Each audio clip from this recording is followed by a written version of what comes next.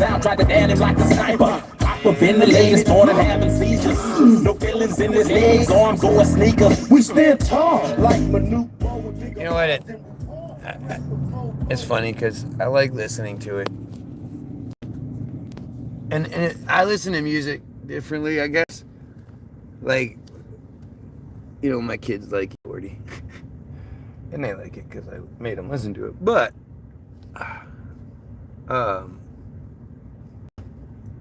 you know, they listen to the beat. They like the beats of the songs. They don't listen to the words.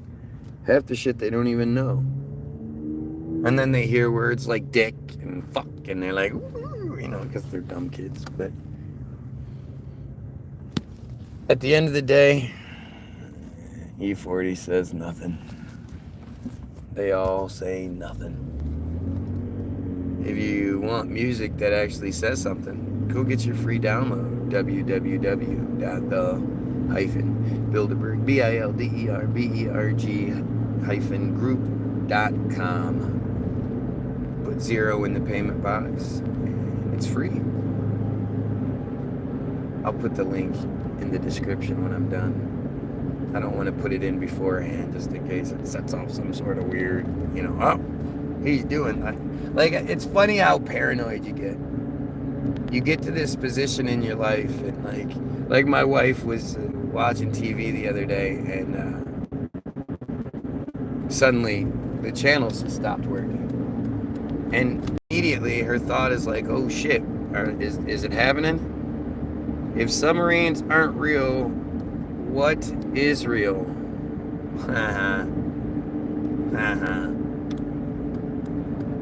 For a crazy guy, that's pretty fucking clever.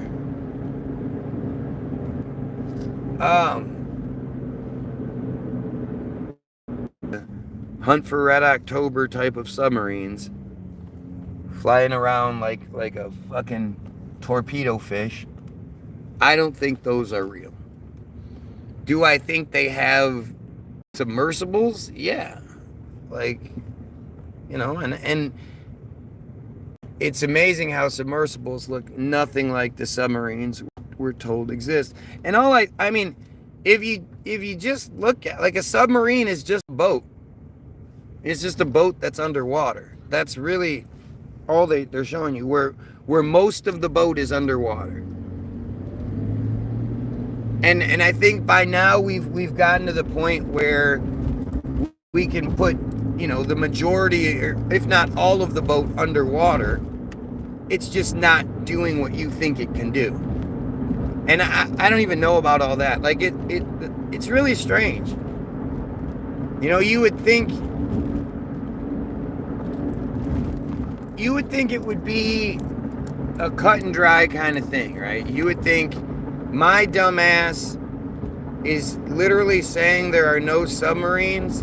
Well, that's easy to disprove. Let's just go to the, you know, I go live and I look the stuff up, and immediately it's obvious that I'm just mistaken, and that's that. Like, that's how it should be. I wish it was, but it's not. I have a driver, don't worry. Distraction person. If you're looking for the distraction's always there. But don't worry, my driver is driving. Thank you very much.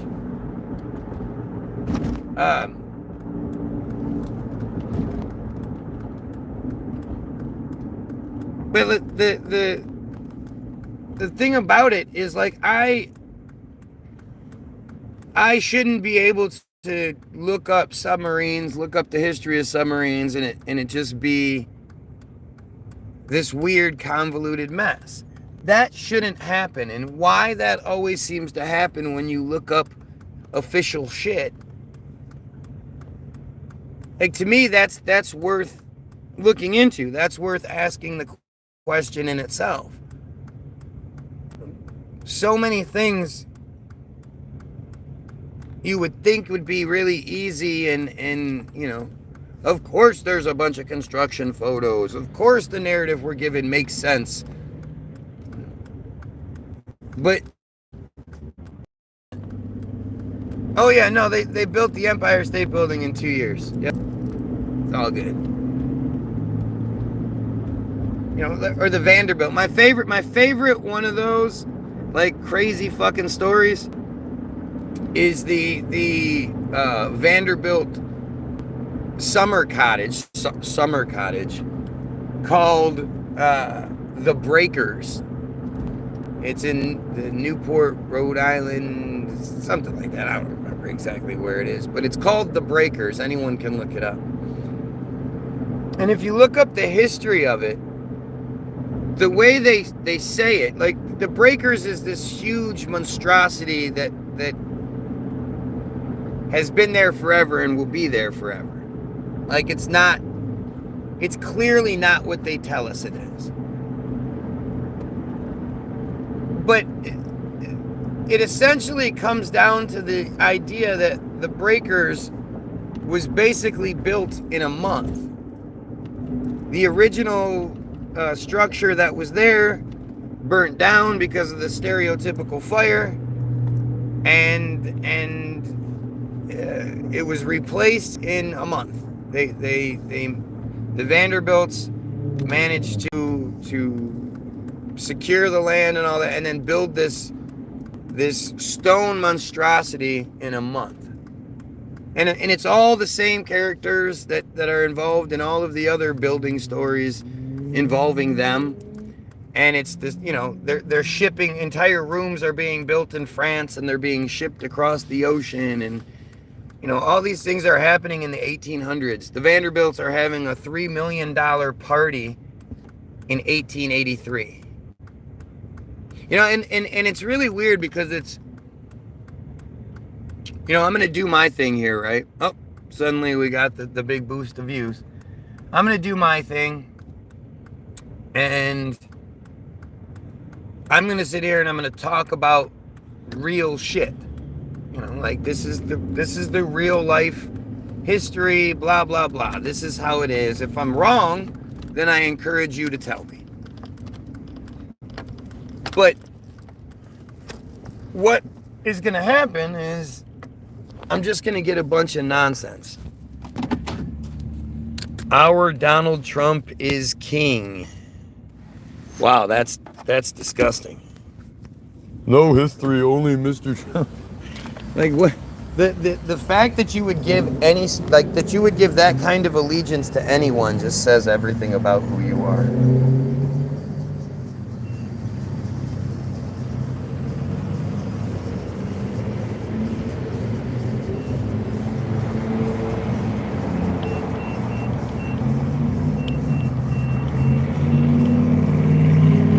Sorry, he's gonna give me a second here.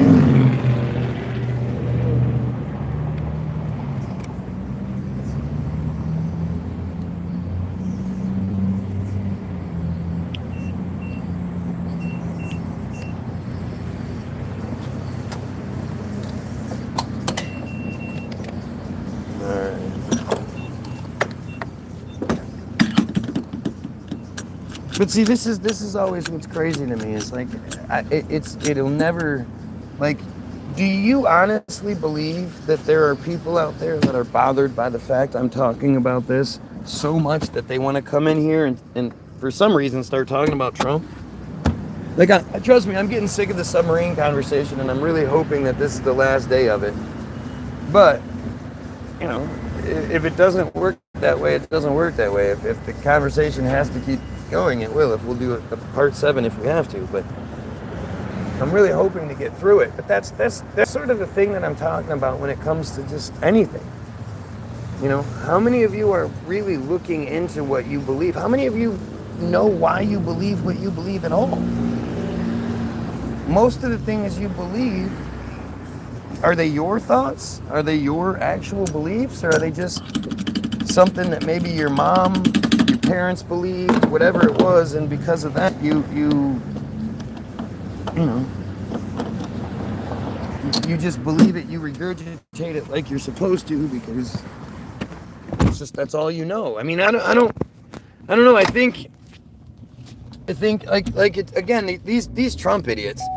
This Trump idiot won't actually say anything that warrants I support Trump. all it's going to be is a bunch of dumb shit. And the arrogance of white people being wrapped up in the borders argument is always funny to me. This is our country.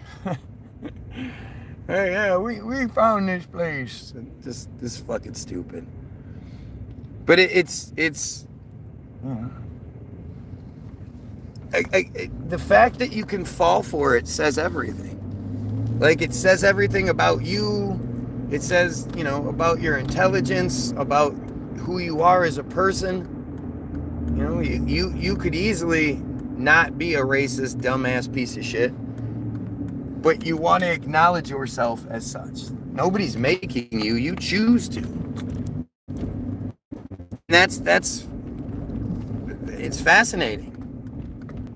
It's not like it's, I guess it does fall into the same category as the submarines thing, except for the fact that like it does on the, beneath the surface. On the surface, yeah, you're this rebel who's, I'm voting for this candidate or that, I'm voting for right hand, well, I'm voting for the left hand, that kind of thing.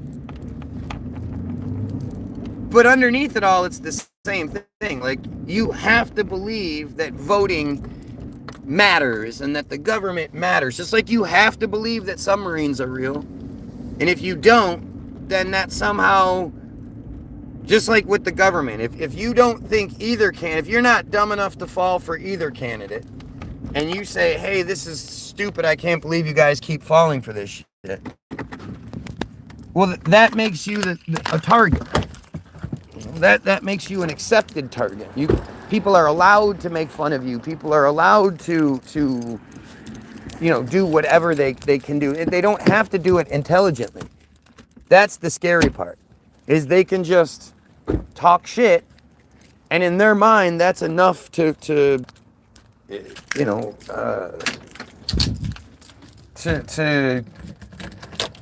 win the argument, I guess. But it's amazingly, it's stupid. You like just like watching Trump is embarrassing, talking to Trump supporters is embarrassing. They're embarrassing. It's shocking that that they even know how to vote.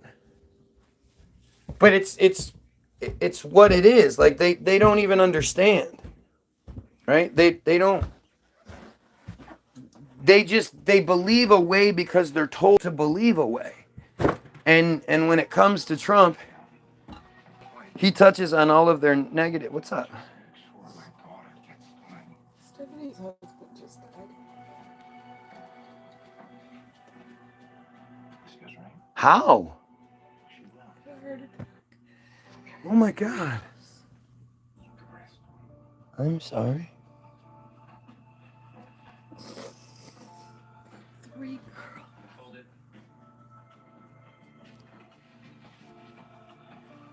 Holy shit. Some scary shit. Scary stuff. Was he a vaxxer at all or anything? No? How old was he? Daddy was 56. God, that's so scary. Because at 56, 57, people are like, oh, that's tragic. But it's like, oh, well, he's 56, 57. Like, they don't, it's not like it's young.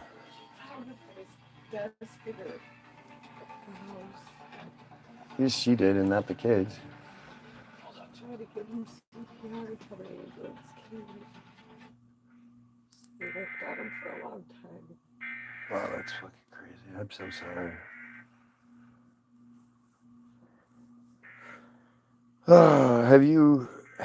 Read Agenda 25. Have read Agenda 25. I mean, I already know what Agenda 25 is. I saw it work already.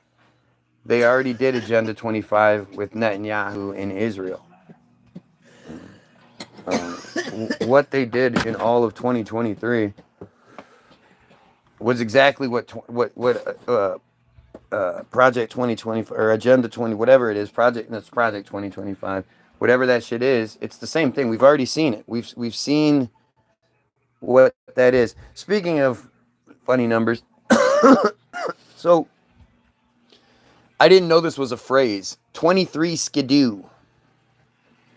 First of all, you look up 23 skidoo, and this picture comes up for some reason. Flatiron, the Flatiron building, back in a time when nobody bothers to ask who built all that shit. Look at just that building, but look at everything else. Who the fuck was building all of that stuff? Are you for Christian nationalism? Oh my God, no. I think all religions are terribly stupid, but especially the Jewish pawn religions. The Jews are the worst, but you pawns, the either Muslim or Christian pawns of Judaism, that shit's just stupid to me. 23 skidoo is an American slang phrase generally referring to leaving quickly, being forced to leave quickly by someone else, or taking advantage of a propitious opportunity to leave. Popularized during the early 20s, the exact origin of the phrase is uncertain. A postcard from 1905, the Flatiron Building in the background shows that 23rd Street is the location. This is most likely 23 Street. The Flatiron Building. This thing was built back in the day, right? Yep.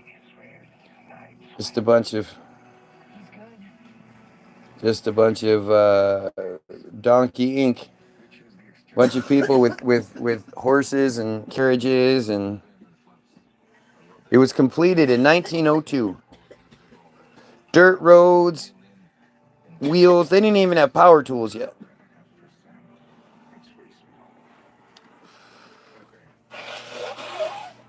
'23 disagreed. Perhaps the first truly national fad expression and one of the most popular fad expressions to appear in the U.S. to the extent that pennants and armbands at shore resorts, parks, and county fairs bore either 23 or the word skidoo. 23 skidoo combines two earlier expressions, 23, 1899, and skidoo, 1901, both of which, independently and separately, referred to leaving, being kicked out, or on the end of something. 23 skidoo quickly became a popular catchphrase after its appearance in early 1906. Isn't that crazy? Isn't that crazy? What a weird thing. It just appeared before television and shit like that, like all of it. Although there are a number of stories suggesting the possible origin of the phrase, none has been universally accepted.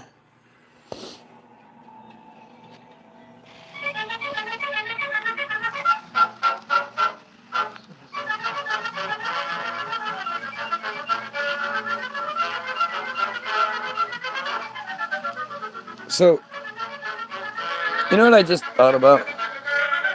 So, they had the dirt roads and all that shit back in the cities, right? How could they build sidewalks but not paved roads? I mean, look, here's a picture of it. You have the paved road butting up to the sidewalk. The sidewalk is nice. It has you can see the grates in the sidewalk, so obviously there's some sort of sewer system below it.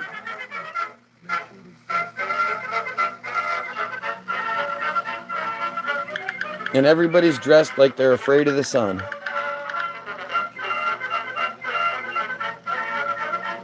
Oh, and these people were building the first submarines.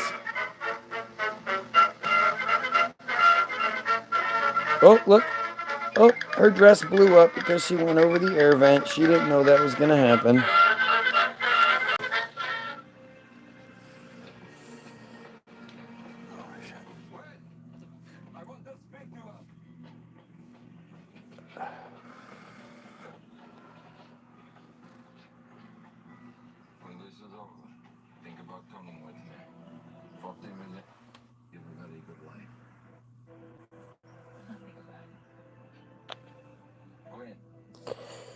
Plus, Mike can't dodge you now.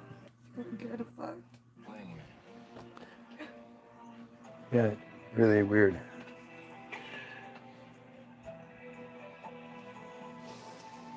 Russia nuclear attack submarine detected near U.S. ally waters. Uh-oh. Uh-oh. You are lost, bro. Stop overthinking everything. That is such a dumb thing to say. Overthinking. You're thinking about it too much. Yep. That must be it. Because I should be more like you who doesn't think about things. Oh, you know what? We were on nuclear submarines yesterday.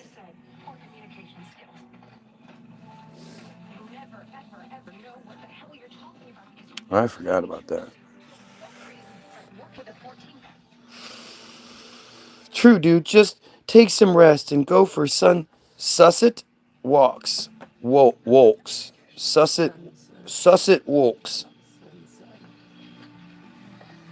I mean, look at this nonsense. So yet again, somebody is mad at me talking about things. So I should stop because I'm too old, I'm too ugly, I need to rest, I'm too crazy, need my medications, all these other things. Pretty interesting how that works. So we had gotten to the Nautilus, and we were trying to figure out. We were reading about Captain Hyman G. Rickover, and we were trying to figure out where these concepts sort of just came from, because that's basically how it all is presented to us. That they just sort of figured it out, and they figured it out perfectly. Like they never had any sort of mess ups. And this Hyman G.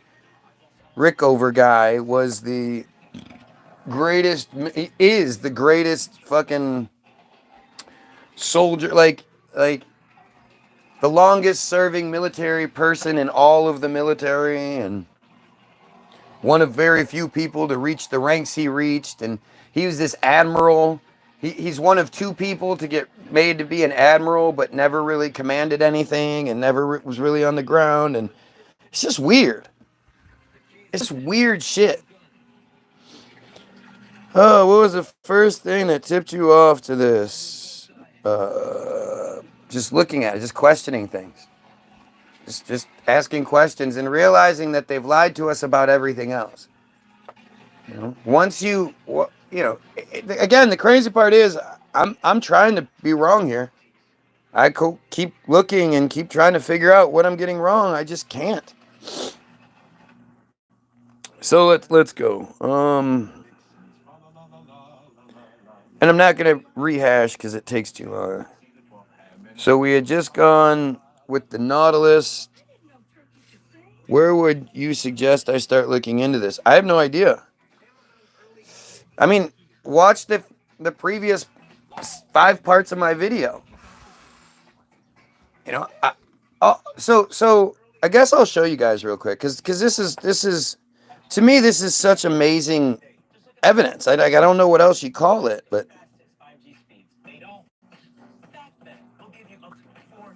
got to get through all these videos my kids watch. But okay, so what I did was I put submarines in action into YouTube.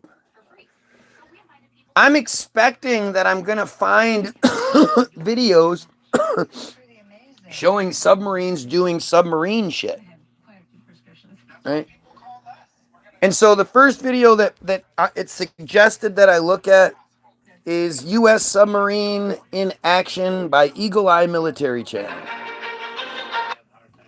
And so it starts with boats. They show you boats, right? And now we're looking at boats.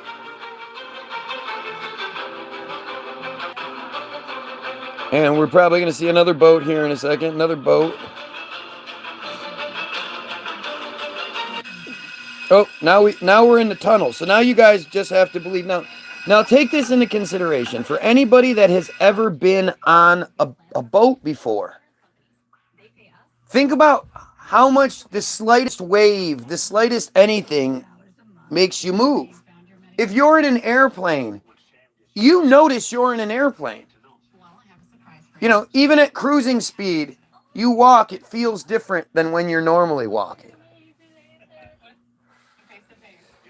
You know, and any sort of deviation, the plane suddenly jerks a little, like any sort of turbulence, and you're jerked all over the place, right? So when you think about all these submarine videos, think about the idea of these guys walking around inside of a tube that is underwater, moving around. I mean, you think they move like crazy. How come none of these guys ever seem affected by being in this situation? Like he's not like, whoa, whoa, whoa, like going, you know, he's just climbing up the ladder, do. Just climb. It looks like the space station footage, really. You tell me what's different about this compared to the space station footage. Oh, now we're back on boats. You'd think there'd be at least one video of the submarine diving with a camera on the front, showing you what it looks like. Oh, look, that's official. He's got binoculars. Oh, look, that's the boat going in slow motion. And making beeping noises. Oh, now they're hanging out on top of the boat. This is all the part that when they want to crashes through the ice. Because all this shit that's on top of a submarine like this. Oh, got to put our American flags. America. Deek-a-deek-a-doo, America. Got some more America. America. Look, we're on a boat. We're on a big fucking boat. I know you think they're real. Everybody thinks they're real, right? That's the point. So the sensitive radar equipment is on top of the submarine that can break through the ice. Gotcha. You know, according to, up until the point where I started asking questions, I thought they were real. It's not about whether or not you currently believe they're real. Look at how the fisheye lens has to be used so there's some sort of curvature, I guess. Why would it be necessary to use a fisheye lens? What would be the benefit of that? It distorts the video. It makes it look goofy. So here we go. I mean, I'm not sold yet, but he has a point. If I saw evidence that this isn't a boat, I'd believe it. All right, well, keep going. Just keep watching. You're going to like this then. So here we go. More boat pictures. We don't really have to watch all of it, do we? I can skip 10 seconds at a time. Look, more boat. Oh, now we're inside the boat. All of these guys are just standing on inside something that's moving through water. He just pushed it. So that means it's probably moving somewhere, down, up, whatever. None of these guys are like, whoa, whoa. Oh, that's official. That guy's using a periscope and he's turning the periscope. Look at, yep. It's so official now. What do you see with the periscope, buddy? So now this guy's driving. Nobody's moving. Nobody's being jostled even a little bit. This guy's just like, dude, there's a guy standing behind him. Everybody's just standing there, just doing their thing. Everybody's standing around. Think about that. You're standing at a periscope on something that's moving through water, and he's not like doing this. Are they on some sort of is it on some sort of gyroscope? Look at it. Boats. See, people just don't understand that yes, they're building boats. Yes, they're doing all kinds of stuff to keep the narrative alive. Look, if all they had to do was build a bunch of shit and then put the narrative out to make you and I think that like think about the psychological warfare being played on us. as long as we think that they have these things, it's like all these stupid shows that my wife watches, right? All of these ion shows, you know, NCIS and Criminal Minds and all this shit. Criminal Minds is one of the best ones because if they didn't have Dr. Reed and Penelope, I don't really know how they'd do it. If they didn't have those MacGuffins that just come through, wait, paperclip, paperclips, paper together, so happy together, happy Gilmore. Like it's literally how they do the shit all the time. It's fucking. And Penelope, well, she just has the computer that can get into anything at any point, anytime. You know, her computer has typed up typewriter paper kind of bullshit on it. It has all those records on it too, because somebody scanned them all.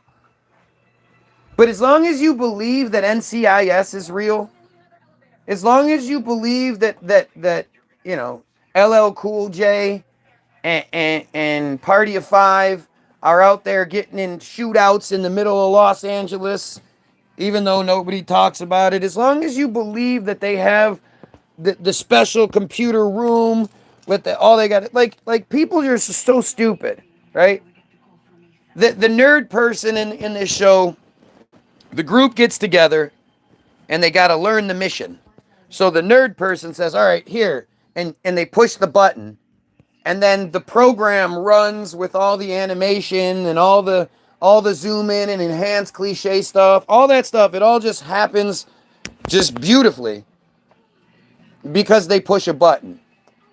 Nobody says, hey, did you animate all this? Did you put all this together before we came here? Wow, that's pretty impressive. Like, it's all stupid. You really want to know how well our police force works? Watch the first 48. Because the first 48 shows you that basically, as long as nobody talks for the first 2 days, you'll get away with it. They don't have the Scantron super magnifying super spray rays that can detect a skin cell sitting on the ground. They can't fucking move the satellite back to check the footage to see if your car was in the parking lot. They can't. It's all bullshit. If they could, then there wouldn't be any fucking crime. But anyway, let's go back to this. Sorry. Now we have, oh, this guy's official. Look at how serious he looks. Uh-oh. What? A black guy? What's he doing? Look at all these people just standing there, not moving. Nothing's happening. They're just sitting perfectly still. In a boat that's zooming through the water. Oh, look, he's leaning over. This guy is steering like he's moving, but yet they're not moving. You got to be kidding me, somebody smart just said. You got to be kidding me.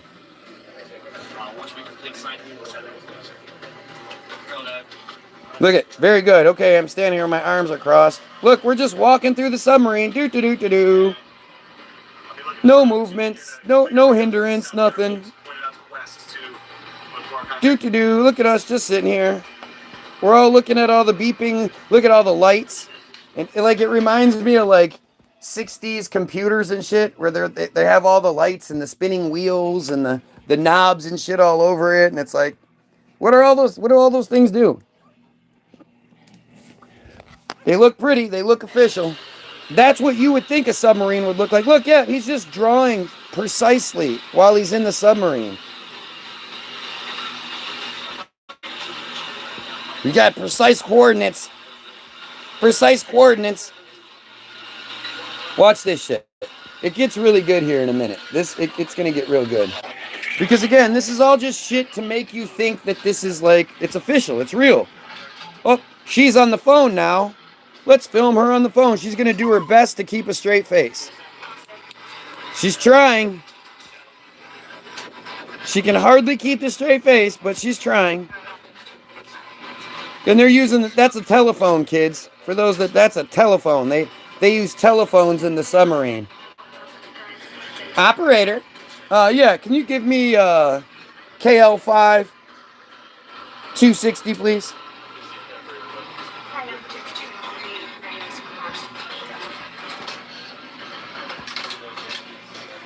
Now she's just standing there. Doo-doo-doo. I'm just having fun. There's no movements. Look at, I'm just walking by. Doo-doo-doo-doo. Okay, we're getting there. Okay, so this is the, so this is the control room, right? And the control room is in the fin part that comes up. You know, on the top of the submarine, that fin. The control room is in there. It's not at the very top. That's, you know, the very top is their little area where they can go in and go out. But just below that is the control room. So think about that when you watch this next part, right? Again, none of these guys are being affected by any of the movements. Nothing's going on now. They're getting ready to go bust through some ice. Right? Watch this. All of them just hanging out. Doo-doo-doo. Doo-doo-doo-doo-doo. Just hanging out. Everybody's bored. All these guys standing around. Look at the guys in the background. So bored. They're crossing their arms. Just standing there. No movement whatsoever. In their control room. Now look. That's the animation that's given. 70 feet down. They're ascending at like 10 feet per second, it looks like. Look what happens when they hit the ice.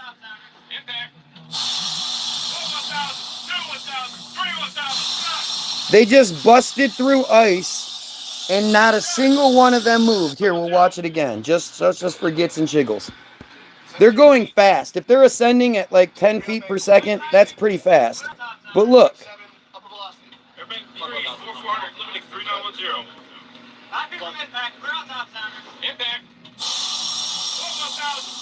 Not a single one of them even, like, not even their heads. They just busted through 4 or 5 foot of ice. Right? Now watch. They're going to show somehow they must have dropped the cameraman off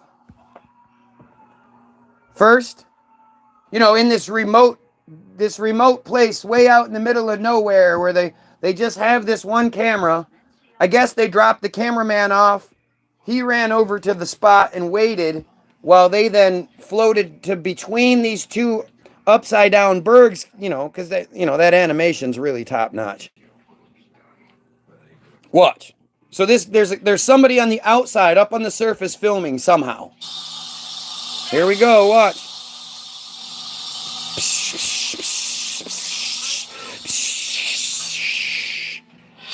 Oh, look at busting through the ice. They're in that cone. They're in that cone. So think about how many of you would do that, right?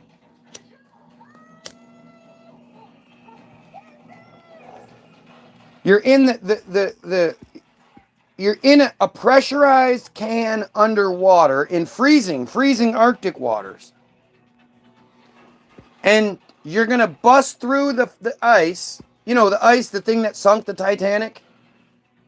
You're going to bust through the ice because apparently submarines make cartoon-sized submarine holes in ice. They don't leave any jagged edges or anything to scrape through like the Titanic. But you're going to bust through the ice with the fucking top part, with the part that you're in? Doesn't that seem... what's the word? Insanely, stupidly dangerous? And I want you to watch again because you don't get to actually see the submarine crack through the ice. It's already through it by the time the video starts. Why didn't they show this video from 10 seconds earlier? See? It's already through. Boom! Just busting through ice with a big tin can.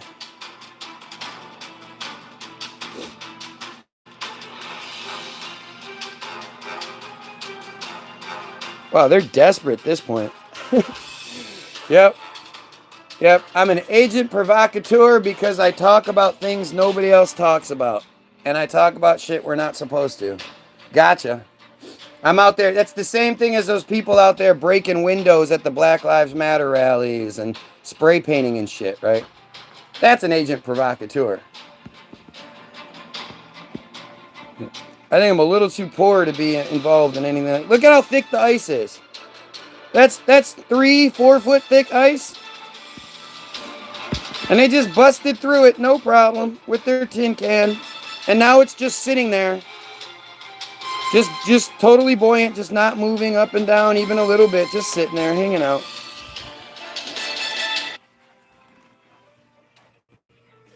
So, you're thinking I should probably show you this submarine diving, right? Actual footage of the submarine diving. Let's see how much of it we see. Okay. Oh, we're back inside now. Now we're back to torpedo time. Oh, look at that. Torpedoes. Look at all that. Look at all that. No motion whatsoever. They're underwater, moving around. They're about to shoot a torpedo, and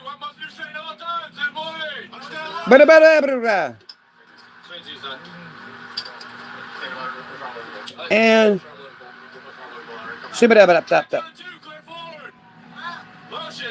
motion. So they had to announce that there was going to be some motion, because otherwise there wouldn't have been. Raise the multifunction nest. Raise the multifunction nest. Yep, with the we got our periscopes with the doodle hoppers. Everybody's standing around. Carry on eye. They are in the top part. They're not in the very top part. Right. That's how you get into it. The control room is in the fin. It's called the conning tower. It's for conning people. Okay, so think about this. 4, 3. If they're deep down below the water, how is this possible? First of all, how are they filming it? But secondly, how is this possible? 1, 0. Whoa, just right below the water, it looks like. Because that's all they are. They're just boats that go beneath the water. Okay, here we go. Oh, that missile is going super far. You want to see what it looks like when it hits? Pew-pew. Oh, we just missed it. All right. Here it comes. That missile. Here it comes. Pew! It hits. That's not a fake boat. Don't worry. That's not a model or anything. That's real. That's real. Oh, now we're back to... We're on the surface. So again, it's surface shit. Oh, the torpedo hit from the surface. And all of this stuff is certain. Now, this is from the sky, apparently. Now, we're back to the boat. Oh, look, now they're on the boat again, so it's official. So now on the top of this boat, they have a glass. They have communications equipment. They have all that stuff in an area that's said to go underwater. That makes sense. Look at it just sitting there like a beast. Just sitting there, not moving even a little bit. He's in a boat that's bobbing with the waves, but there's no movement whatsoever.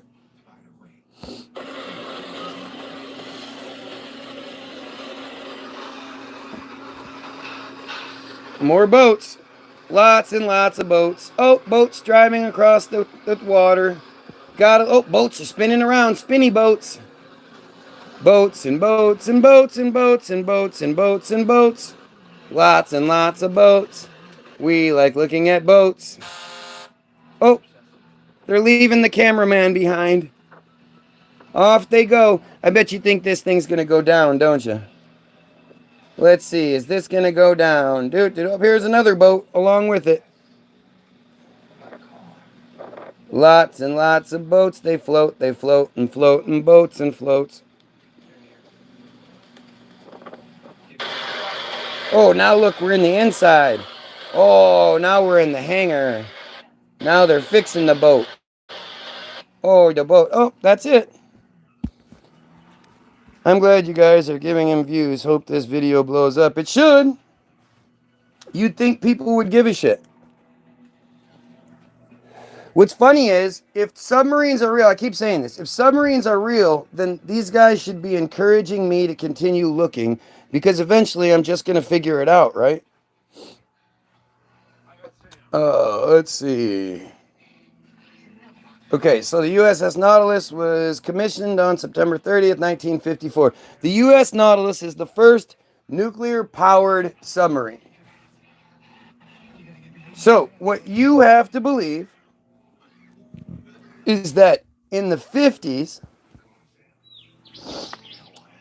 we were making nuclear power plants small enough to be inside submarines. And it's really the advent of the engine for the submarine that sort of changes the world. But they don't really tell you much about it. Listen, weirdo, a submarine rides below the surface, sub below. If it rode on the surface, it would bob around like a boat. Does this guy think he's arguing like against me? My point is that they go beneath the surface. They don't go deep down. But thank you. I told you guys to try this yesterday. Fill it, like you don't even, I'm not even saying a pressurized air. Just fill it, get a 2 liter, put the cap on it, and then take it to the beach or take it to a pool. See how easy it will be to pull that thing down, that small 2 liter, all the way down to the bottom of like a 12-foot deep pool or something. Bet it's a lot harder than you think it is.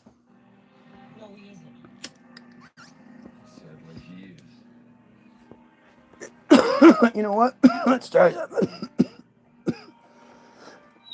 Let's go submarine underwater footage. Let's see. Here we go. Underwater footage of the Seawolf SNN-121 Seawolf submarine. Sure looks like there's something above it. Wonder why there's something above it. Wonder why it looks like it's connected to something up above it. Huh.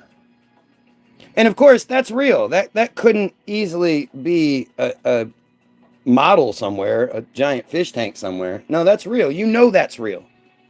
You know it because the video said, "Not well, the submarine's going back the other way now." Do. Oh, no, it's just below the surface. That's what that is. That's what that reflection is.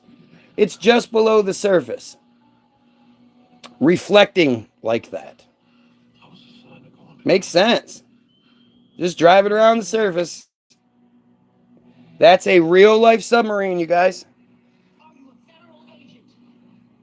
Everyone just start reporting. Yep, this guy is encouraging people to report a video where somebody is questioning the legitimacy of submarines.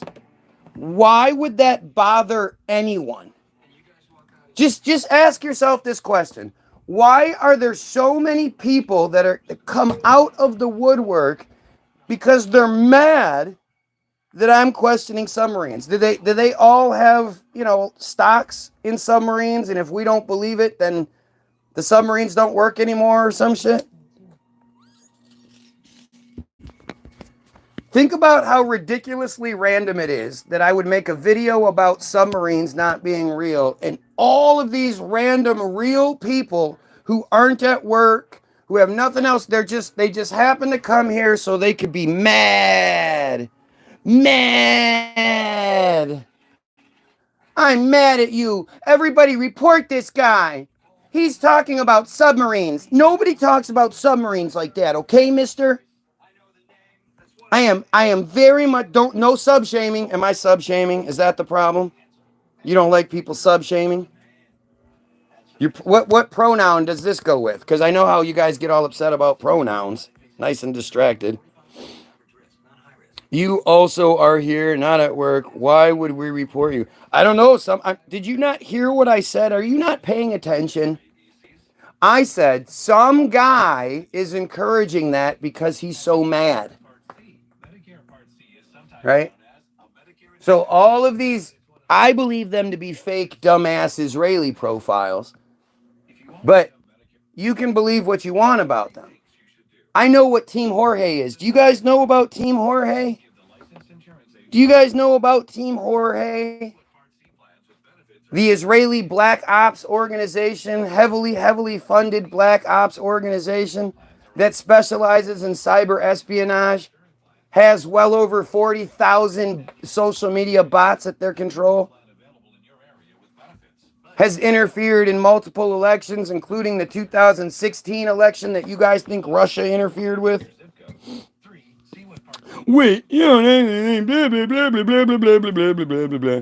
This guy needs to be taken off this platform, says again, typical white guy. Hmm.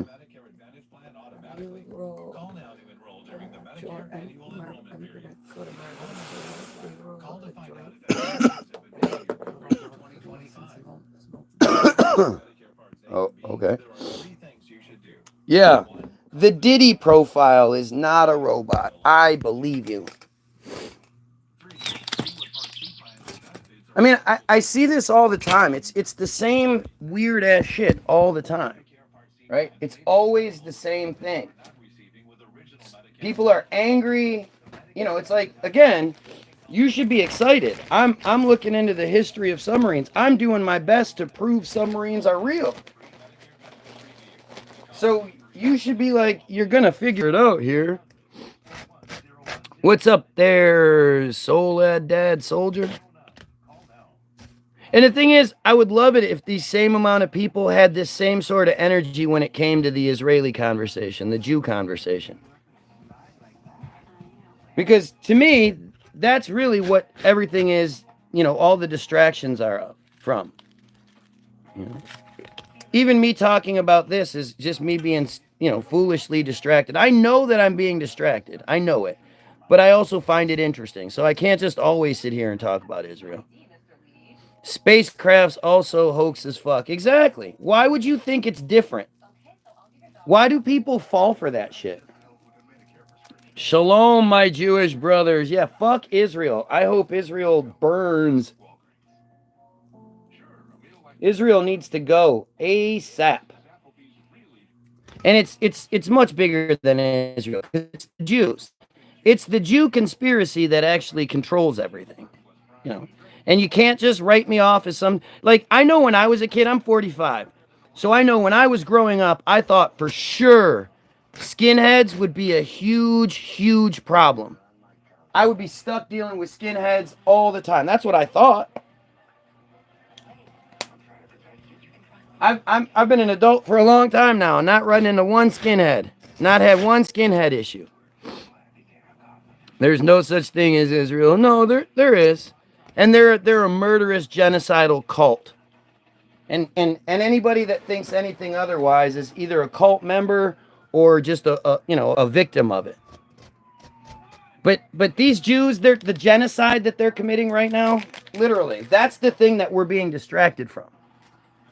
They're committing fucking genocide, and they're picking, you know, they're creating more of it every day with Lebanon, with Syria, with all. You know, all of you America First people, all you trumpets out there, you Trumpanzees, the fact that you're not actively and vocally and adamantly against Israel, you know, we've given them $17 billion since October 23rd of last year. $17 billion to kill people, to murder. To murder mostly women and children since they already killed off all the men. You know, and you know it's wrong because it's just like everything else. You know, the Jews don't tell you, hey, you don't think this, you don't believe this, you have questions about this, here, let me explain it to you, let me help you understand. There are no hostages. There are no Israeli hostages. That shit's not real. If there were Israeli hostages, they would have gotten them. They would already have done it. And Benny Gantz has said they know where the hostages are. See, every time hostages show up, it's because Israel does one of their murder raids, and they say that you know, they bring soldiers in dressed as soldiers, and then they have them stripped down, and they say, oh, look, there were some hostages in this place. There were housing hostages, and in the ways that they say it, the things that they say are just stupid. Oh, they made the poor Jewish girl have to wash dishes. The Israelis are suffering too. They made the poor hostages wash dishes. They made the poor hostages lay in a bed for 2 days. They made, and because all he did was wash his hands in the drinking water, wash his dirty Jew hands in the drinking water. It's all just bullshit. And the thing is, it's funny because you used to be able to do this. They've changed it since. But it used to be really easy to go to a Wikipedia page and figure it out. And so in November, a month after November 7th, 2023, I decided I wanted to, I knew that the system has a history of creating, either fundraisers or Wikipedia pages before the actual event happens. And I thought, I wonder if that's what happened here, because that's what happened with the unprovoked Russian invasion, so to speak. And so I went and I looked up the Israel-Hamas War 2023 official Wikipedia page, and I went to edit history, and I went all the way back in the edit history. And I found out that the first edit for the page was made at 6:22 a.m. local time on October 7th, 2023. The funny thing is, the supposed attack, the supposed event that happened, didn't take place until 6:30 a.m. October 7th local time. So somehow the page was made 8 minutes before the actual event took place. And if you then read the history of it, you would see how within the first hour, within the first half hour really, 5 or 6 accounts that are allowed access to the page, because you're not allowed access to the page, 5 or 6 accounts began laying the narrative out for the next couple days right in that first half hour. One of the claims they made was that Israel had killed 1,500 Hamas inside of Israel within, again, this is all being said within the first half hour. So 1,500 Hamas were killed almost immediately. They also claim that Hamas launched 5,000 rockets in 20 minutes, which works out to be about 4 rockets per second for 20 minutes. Now, how can a Hamas who doesn't have access to anything and is just nothing, is just sticks and rocks, every other time, anytime they're shown, it's sticks and rocks. Anytime Israel says the narrative, they have all this advanced weaponry. But they somehow, the people with sticks and rocks were able to launch 5,000 rockets in 20 minutes. How many rocket launchers do you have to be able to do that? Where do they get all of the rockets, the rocket launchers, all that shit? And if the Iron Dome is just going to shoot down 99% of the rockets, and the only ones that get through are the ones that the Iron Dome senses won't hit anything important, so they let it go. And then all that's going to do is give Israel carte blanche to bring genocide upon your people like they always do. Why would anyone keep firing rockets into Israeli airspace? Isn't that crazy? Look at all the threats. Look at all the crazy people that are getting mad. They're not telling me what I'm wrong about. They're just telling me that I should stop talking about it.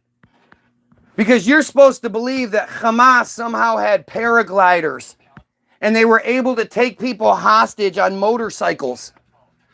Now, when they say, they've said it ever since. At first, it was around 1,400 people killed in Israel. They make it sound like Israelis were killed, but it's not. They already told you that they killed around 1,500 Hamas in Israel. Those are people in Israel. So as the reports continue for the next few weeks and months, and the number just keeps falling to the point where it's around 1,200 now, around 1,200. If you look at every single report, it always says around 1,200 people killed in Israel. They never refer to them as Israelis killed. And that's how they refer to themselves, as Israelis. Right? You just have to understand what's happening. Do you know that Israel, back in early 22, maybe it's 2022 or 2023, I think it's 2022. No, 2023, I guess. They bought 42,000 slaves, supervised laborers, from India, from Delhi. 42,000 people, 38,000 earmarked for construction jobs, 4,000 earmarked for elderly care. They bought them from India, from Delhi.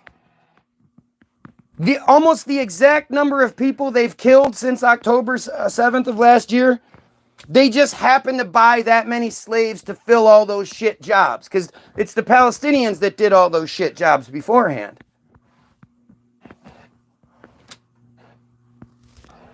You know, where are all the funerals? If around 1,200 people were killed, where are all the funerals? Show me 1,200 funerals. Especially knowing that in cases like Samantha Wohl here in Detroit, where they claim a Jewish leader was stabbed in the stomach by, they tried to put it on a black guy, but they just couldn't. They tried everything they could to put it on Michael Jackson Bolanos. Look it up. It's just happened. The stabbing took place 3 weeks after October 7th here in Detroit. And they tried everything they could to make it about, you know, a hate crime and all this other shit. I immediately said it was probably her boyfriend, especially when you look at the narrative that you're given. You know, she came out of her house. She was clearly drunk. She came home after a wedding clearly drunk and never closed her front door and all this other bullshit. But the biggest bullshit giveaway is that she had a funeral with over 1,000 people at it the same day she was killed. How do you have a funeral the same day you're killed? Come on, all of you fucking dumbass haters that got plenty to say and you know, you don't know things. This isn't a you have to know this story or know that story thing. This is just a simple question. How does anyone have a funeral the same day they're killed?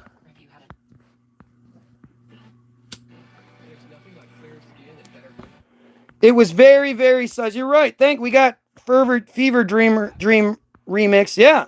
If you don't know about the Samantha Wohl case, you should fucking read up on it. It's so sketchy and fucking weird. It doesn't make any sense. The way they tried to put it on this black guy who was given a sentence of 18 months to 18 months to life or 18 months to 50 years or something like that. For, quote, lying to police. That's what he ended up getting. They couldn't get him with anything else, so they got him with lying to police, and they gave him an 18-month to 25-year sentence. Have you ever heard of anybody getting a sentence that is 18 months to 25 years? Ever heard of anything like that? Oh, yeah, by the way, her boyfriend admitted to doing it. He admitted to doing it. And then was given immunity so he could testify. He said, oh, he just had a manic episode on his antidepressant medicine that made him think he did. It's one of the worst examples of Semitism you'll ever see. It's Semitism to the fullest, and it's why I'm so proud of my anti-Semitism. Man, you know what? I got going off on this. Yes, I got 20 months to 21 years due to a second habitual. 20 months to 21 years due to a second habitual. I'm not sure what that means, but that's not lying to police. Anyway, Anyway, I am going to go back to the submarine thing. The Samantha Wool case is fucking nuts. I really hope you guys just ask yourself the one question. How does anyone have a funeral, let alone a funeral of a community leader, like a big name community person, that over 1,000 people attend the same day that they're killed? Please, somebody explain that one to me. Anybody, somebody explain it. I got on my first parole hearing, though, they gave you a super long trail so they can control you and they can choose when they let you go finally. Yeah, well, that doesn't make any sense. That whole story, they tried to give this guy hate crimes and all this shit. They said they found blood on him, even though you couldn't see it. It was some microscopic dots. Like, it's all just the craziest story. Mecca were majority pagans, Christians, and Jews. Then they accepted Islam. What are you talking about? Islam is just as dumb as Christianity, just as dumb as Judaism's the worst, right? Judaism is the worst. Does everybody know, like, you know the whole narrative of, like, so I'm watching the Archie Bunker show, the Archie Bunker's Place, and, you know, in the spin-off, instead of his wife being a Jew and his daughter and her husband being a Jew, and these are all, you gotta love Jews playing poor white people, playing stupid poor white people. If you guys don't have a problem with that, you're not paying attention. The whole redneck personality was created by Jews, just like the thug was created by the Jews. You know, it's all just a creation to keep us fucking stupid. But the whole idea of all, it's all like, again, it's white people should be furious. You have in the second series, instead of it being, like I say, instead of it being his fam, now it's his business partner's Jewish and his daughter, his niece, that's what she is, she's a niece. His live-in niece is Jewish. And they go to temple, and they did this one episode where the temple was attacked, and they, you know, they're playing like the Jews are the most persecuted people in the world, and blah blah blah. And the girl asked the Jew partner, "Why did this happen to us?" And he looks at her and he sits down. He says, "We've been asking the same question for 5,000 years." 5,000 years? I thought you supposedly killed Jesus 2,000 years ago. What were the previous 3,000 years about? And nobody ever talks about it. But the reason why Jews are so hated all over the world and have been the whole time is because their number one thing, the number one tenet in their religion, the most important thing to them is the cutting and sucking of baby dicks. Circumcision is the most important thing in the Jewish religion. Fuck, if you're a girl, you're fucked. Who gives a shit? You just make more boys. But there are people called moils whose only job it is to go around and perform circumcisions. And when they perform the circumcision, they then suck on it because they believe that there's something special about their saliva that cauterizes the wound. And it's that practice that they refuse to give up. That's why they've been kicked out of every country, 100 countries in the last 1,000 years. That's why everybody hates them so much. Because not only do they mutilate and molest their boys at birth, or 8 days after birth, they insist that we do it too. We mark ourselves as Jewish property. Christians don't realize it, but circumcision is you marking yourself as Jewish property. Abraham circumcised all of his slaves. You know your God doesn't give a shit about how you treat your fellow man, how you treat the animals, how you treat the planet, nothing like that. The only thing your God cares about is that we keep cutting baby dicks. And as long as we keep cutting baby dicks, then he'll keep showing us rainbows that are his promise that he'll never destroy the earth again. It's so goddamn stupid. Judaism is not about DNA. Yeah, well, neither is Islam, neither is Christianity. It's all a bunch of nonsense. Instead of shitting on everybody else, Yasmin, why don't you tell us why you believe in Islam, especially as a female? Jesus Christ. Our God, R-A-R-E, God doesn't care. That's why he gave us free will. That's why it's a choice. You go to heaven or hell. Yep. There's that loophole, that get out of jail free God, get out of jail free card God always has for why he's comically powerless when it comes to actually doing anything that matters. He can make people run faster. He can make people survive car crashes. He doesn't prevent the car crash. He just makes you survive the car crash. Like, it's just so stupid. Christians are the dumbest fucking people. At least Jews are like, you know, it makes sense for them to believe what they believe. Their belief is the number one belief. Christians are so dumb, they believe that Jews, a completely different religion that happens to hate them and look down on Christians, that Jews are Christian God's chosen favorite people. That's how dumb you are. You don't even see that. You don't see that obviously you've been tricked.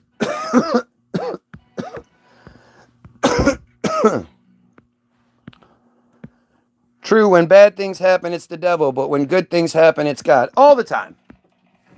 All the time. And it's just all such comically stupid shit. It's such stupid shit.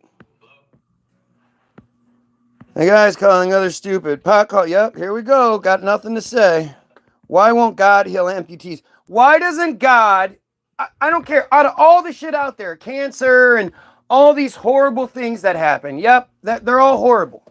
And God should be able to do something, but I'm not even worried about that. The only thing I want to know, why doesn't God stop all of the children from being violated in his house by the Vatican, by the church?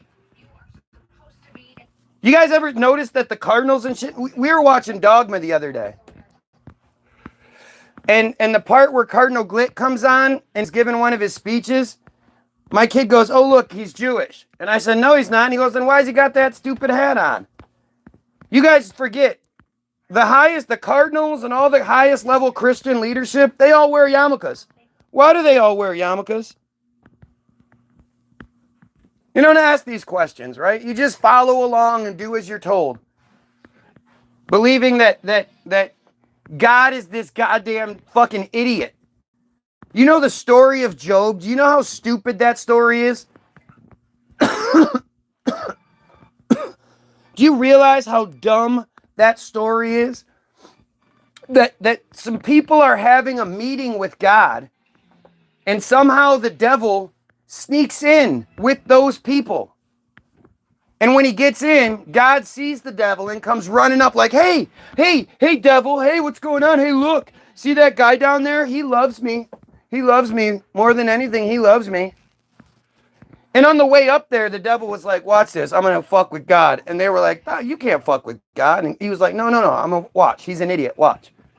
And the devil was like, yeah, God, well, I mean, I guess he does favor you, but look at all the favor you give him. He wouldn't like you if you took away all his stuff. And God's like, oh yeah, well, I'll prove it to you. Here, you can have power over his life. You just can't kill him. Then we'll see.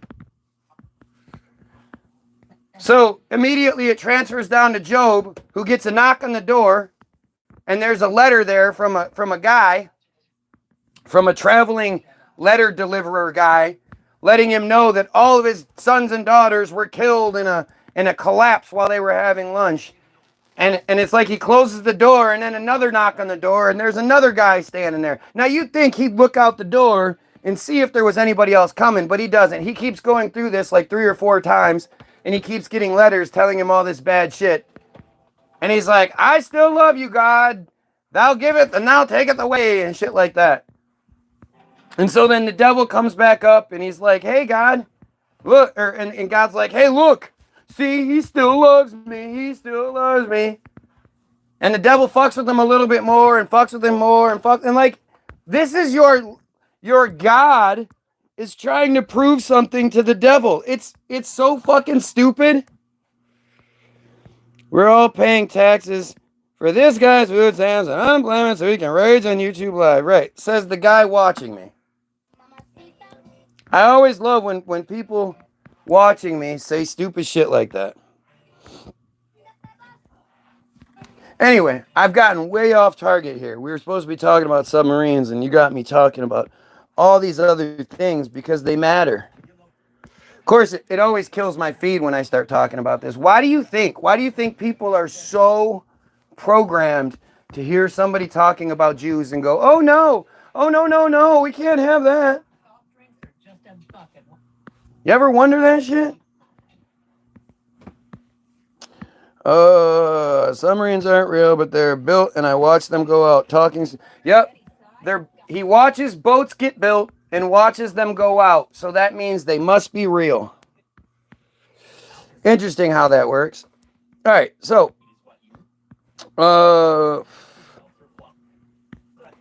the Nautilus was commissioned on September 30th, 1954. On January 17th, 1955, she departed Groton, Connecticut to begin sea trials. The submarine was 320 feet long and cost about $55 million. $55 million back in 1955. Recognizing the utility of such vessels, the British Admiralty formed plans to build nuclear-powered submarines. They just were like, fucking hey, let's do that. Let's fucking do that. You guys did it, we're going to do it. The Soviet Union soon followed the United States in developing nuclear-powered submarines in the 1950s. They just did it. They just developed nuclear-powered submarines in the 50s. Stimulated by the U.S. development of Nautilus, Soviets began work on nuclear propulsion reactors, and in the early 50s at the Institute of Physics and Power Engineering in Obinsk under Anatoly P. Alexandrov, later to become head of the Kurchatov Institute. In 1956, the first Soviet propulsion reactor designed by his team began operational testing. Meanwhile, a design team under Vladimir N. Peregudov worked on the vessel that would house the reactor. After overcoming many obstacles, including steam generation problems, radiation leaks, and other difficulties, the first nuclear submarine based on these combined efforts, K3 Lenitsky Komslolo of the Project 627 Kit class, called a November class submarine by NATO, entered service in the Soviet Navy in 1958. Dun, dun, dun! The United Kingdom's first nuclear-powered submarine, HMS Dreadnought, was fitted with an American S-5W reactor, provided to Britain under the 1958 U.S.-UK Mutual Defense Agreement. Gotta love that shit, huh? Gotta love that shit. The hull and combat systems under Dreadnought were of British design and construction, although the hull form and construction practices were influenced by access to American designs. They just got them. During Dreadnought's construction, Rolls-Royce, in collaboration with the United Kingdom Atomic Energy Authority at the Admiralty Research Station, HMS Vulcan, at Douray, developed a completely new British nuclear propulsion system. So, this is a great example of what I'm always talking about, right? So what you have here is so many unnecessary nothing details, followed by a statement that you would love to know more details about, but you don't get any, right? In collaboration with, let's see how many details we get. In collaboration with the United Kingdom Atomic Energy Authority at the Admiralty Research Station, HMS Vulcan, at Douray, developed a completely new British nuclear propulsion system. They just did. In 1960, the UK's second nuclear-powered submarine was ordered from Vickers Armstrong and fitted with Rolls-Royce's PWR-1 nuclear plant. Because you got to remember, like, these aren't little engines. Like, you think it's a nuclear engine, right? But what the narrative tells you is that it's actually a nuclear plant. They build nuclear plants, mini nuclear plants, inside these submarines. Now, you would think having this technology at our fingertips in the 50s would mean we have, by 2024, small nuclear power generators and whatnot. You would think those would be available to the consumer. Just like you would think if we could go to space in the 60s, by 2024, that would be a possibility for civilians. But it's the same thing with submarines. Like this we've had this shit forever. And yet you can't go on a submarine ride. You can go on a submersible. You can go on a glass-bottom boat and be like, oh, look at all the fishies. But you're not allowed to actually, like, do anything spectacular. And when you realize that, like, the claim is that in 1850, a submarine was built that could go 103 feet down, open up a hatch so they could harvest oysters and pearls and shit, and stay underwater for 4 hours. In 1850, they had that capability. Do you believe that? When you look at the narrative that you're given, do you believe that in 1850 we could do that shit?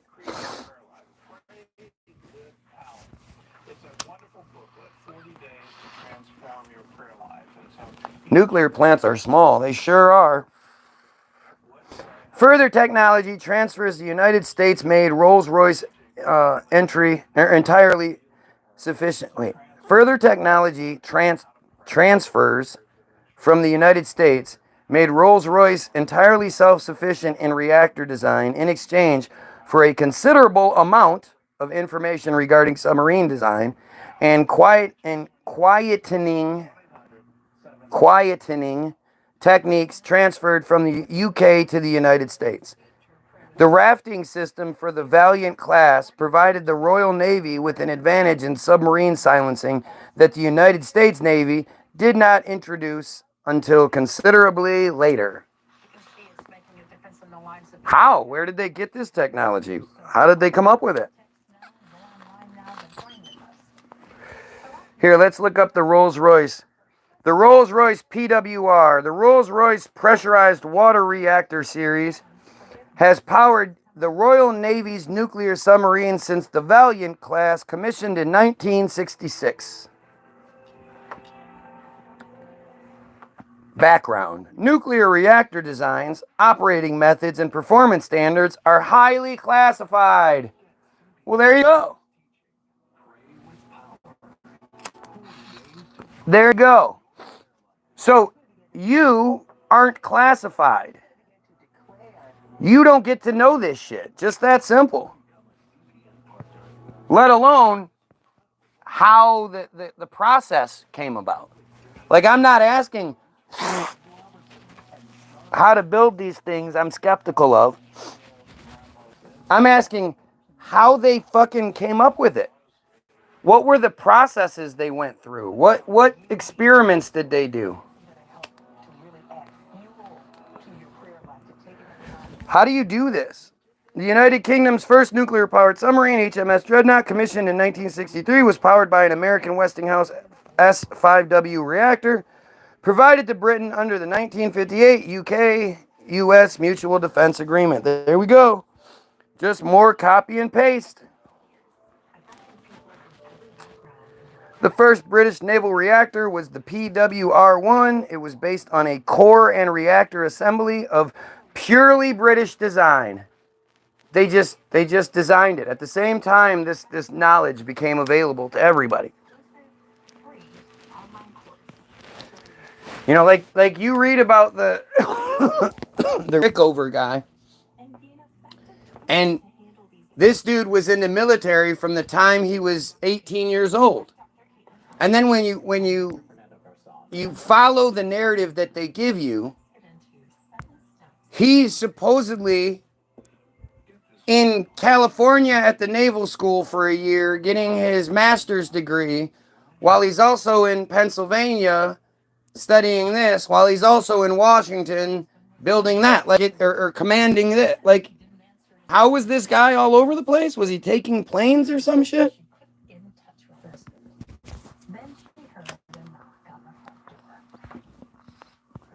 Like, it's always strange to me how you like these people are acting like I'm reading them some sort of fiction novel, you know, some sort of L. Ron Hubbard bullshit, when in reality I basically am. Right? I mean, it's I'm reading what you're supposed to read. If you want to know about submarines, then this is what you learn. So all of you that are mad at what I'm talking about, you're mad at the thing you believe in. I'm sorry it's not presented better. You know, that reminds me. Thank you for the goldfish comment. So I'm going to break real quick. So this morning, one of the cartoons that was on was a Tom and Jerry cartoon. I wanted to talk about this. I'm so glad you brought that up. And in this cartoon, I guess it's from the 60s, I think. Tom, his object of desire in this one is this goldfish. Now, the goldfish is sexy. The goldfish has pouty lips. It has the big blue eyes, and it's all like, you know, it's sultry in the way it's drawn. And so Tom gets the fish, and Jerry comes running, and Jerry protects the fish. Now, Jerry throws the fish back in the water, gets it from Tom, throws it in the water, and now the fish comes up to the window, and she's kissing to Jerry, and Jerry's all like, oh, like he's all, you know, like they could do it. So now the cartoon, you know, it keeps going, and it's just like, it's like clearly a bunch of dumb Jews were on drugs, and they were like, and they had this new technology that they just sort of stumbled into. And so they're just making these cartoons with whatever they want to. And at one point, Tom gets this brilliant idea that he's going to attach a hose, he's going to drill a hole through the bottom of the table that the little round fishbowl, it's just a normal fishbowl, drill a hole through that, drill a hole, I guess, through the glass, attach a hose, and then he's going to run the hose all the way downstairs into the basement, where he's then going to suck water and spit out water. Now, he's down in the basement. So immediately, I mean, he wouldn't have to keep sucking to get the water to come out. Just the way that whole thing works. That's how the siphons work. You know, when you're below it, it just pulls it through. So he is sucking water, and he's sucking out so much water that it's filling up the basement out of this small fishbowl. And Jerry notices it and figures out a way to attach the hose that's attached to the fishbowl to he drills a hole in the bathtub and attaches the hose to the bathtub, fills that with water. So now Tom is sucking so much water by the end. He's sucking, he's tired, and he sucks some water out and he spits it out. It's past his head. And at the same time, Jerry has now brought a shark in, and he puts a shark in the bathtub, and Tom sucks the shark through the hose. And now the shark's chasing Tom, blah, blah, blah, and Now at the end, the goldfish is sitting there flirting with Jerry, kissing at the window at the glass and shit, when suddenly Jerry gets scared because the shark is now in the fishbowl with the fish, and he's got his fin around her like, that's my girl, and she's all nuzzled up on him. And that whole idea of like the girl is the problem there. Even though the guy is the jealous, the shark is the dumb, jealous guy who you shouldn't be in any situation whatsoever. The the fact is the girl is the problem. She's the one getting guys to act like dumbasses. And this is how our parents, our grandparents were trained from a young age to approach relationships. You pester, you bully, you do everything you can to get the girl to like you. Not if the girl doesn't like you, that's cool, move on. It's like you can see how our previous generations were raised to be, and how easily they were duped. We are coming out of that fog. We are the generations that are seeing all that, realizing that everybody deserves rights and all that other shit. Well, at least some of us are. Some people are really distracted by the idea of pronouns. What the fuck? I gotta remember pronouns now? I gotta call people something different? What do you mean I can't just call black guys niggers? I gotta call them African Americans? What? I gotta memorize all these new pronouns?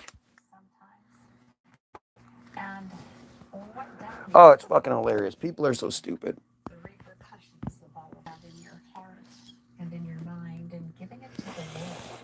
I love how people keep talking shit, but none of it is actually sort of addressing or debunking anything I'm talking about. So, British design. The reactor first went critical in 1965, 4 years later than planned. So they weren't that good at it. Technology transfers under the US-UK Mutual Defense Agreement eventually made Rolls-Royce entirely self-sufficient in reactor design in exchange for a considerable amount of... Wow, it's funny how we copy and paste these same things. The reactor fuel was highly enriched uranium, enriched between 93 and 97%. Each nuclear core had a life of about 10 years, so had to be refueled about twice during the lifetime of the submarine. Those feelings are overwhelming, and sometimes you feel so justified in hanging on to them. Interesting.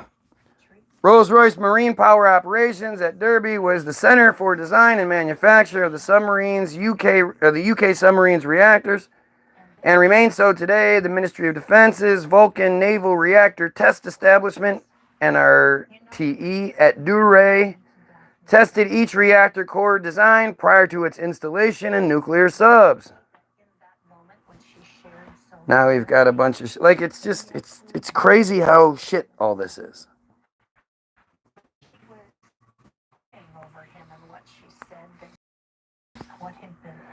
Okay, so HMS Valiant was the first all-British nuclear submarine. HMS Valiant. Oh, I just looked this one up. Or this is just a different... This is the same picture, but in a different article. Weird, huh? Construction. She was ordered on August 31st, 1960, and laid down January 22nd, 1962. So, like a little over a year, at Vickers Armstrong in Burrows-in-Furness. The basic design concept was to use the forward design of the Dreadnought, which was a failure, together with an aft end,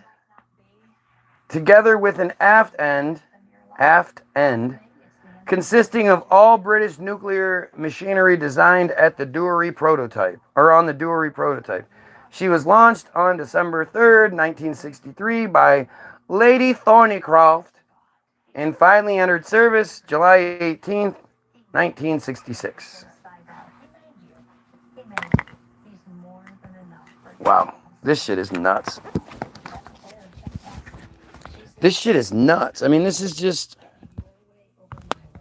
In 1977, she was refitted in 1970, 1977, and 1989. In 1977, Valiant was trailing a Soviet submarine in the eastern Mediterranean when she suffered a saltwater pipe leak, which flooded the reactor compartment with seawater. The reactor was shut down and the compartment pumped dry, and after the cleanup of the compartment, the reactor was taken under power again. Valiant took part at the Falklands War in 1982, arriving in the war zone on May 17th. She transmitted more than 300 early air warning alerts and spent 101 days on patrol off Argentina's Patagonian coast. On May 23rd, Valiant suffered minor damage while submerged off Rio when an Argentine fighter coming back from a mission jettisoned its bombs near the submarine in order to secure a safe landing. In November 2010, it was reported in Hansard that Valiant had run aground in the North Norwegian Sea in March 1991. Following the development of engine trouble in June 1994, she was paid off on August 12th, 1994. She was paid off. That's fucking weird. Her hull and reactor are currently laid up afloat at Davenport Dockyard, Plymouth, Devon, until facilities are available for long-term storage of her radioactive components. Courageous was selected for the museum ship to represent the SSN fleet for the Royal Navy during the Cold War. Components were removed from Valiant to restore Courageous. Man, this is weird. Oh, you know what? I was still trying to watch the submarine footage. Remember, we were watching submarine footage. That's a real life submarine, you guys. This is not at all a fish tank, a small model or anything. This is a real life submarine floating in the waters of Doodle. Oh, look, it made the submarine noise. And now you definitely know it's real. It's shining off the top of the fish tank.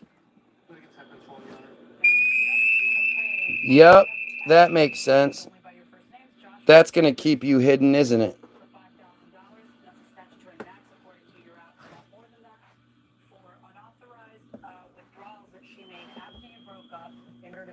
It's just amazing. It's amazing how people act like, again, like they're all these submarine experts. I just happen to be looking up something you looked up the other day, and you know for sure it's real. And the only reason you think that way is because you've been shown a bunch of shit that you think, like, you think this is real? This looks as real as the space station shit. All right, that was SSN-21 Seawolf submarine. I mean, that's an old school submarine there. So let's see if I can find some other submarine footage. Spooky moment, submarine passes beneath scuba divers. Okay, here we go.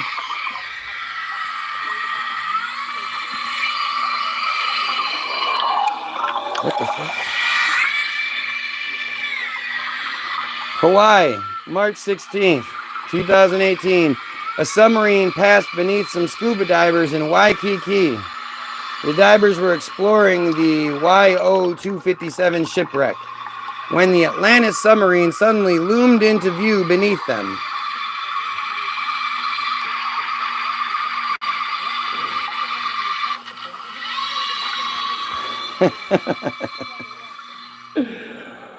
Oh, this shit is goofy.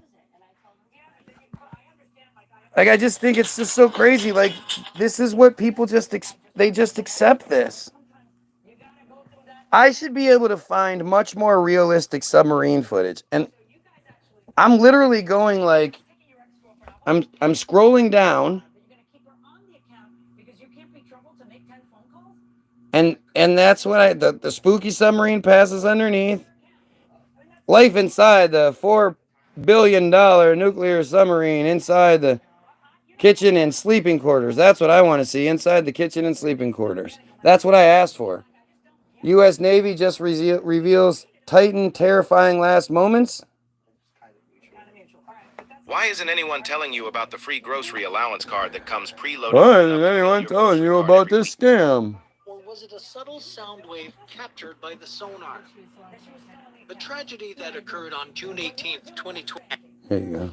Was it a loud bang, knocking of people in need?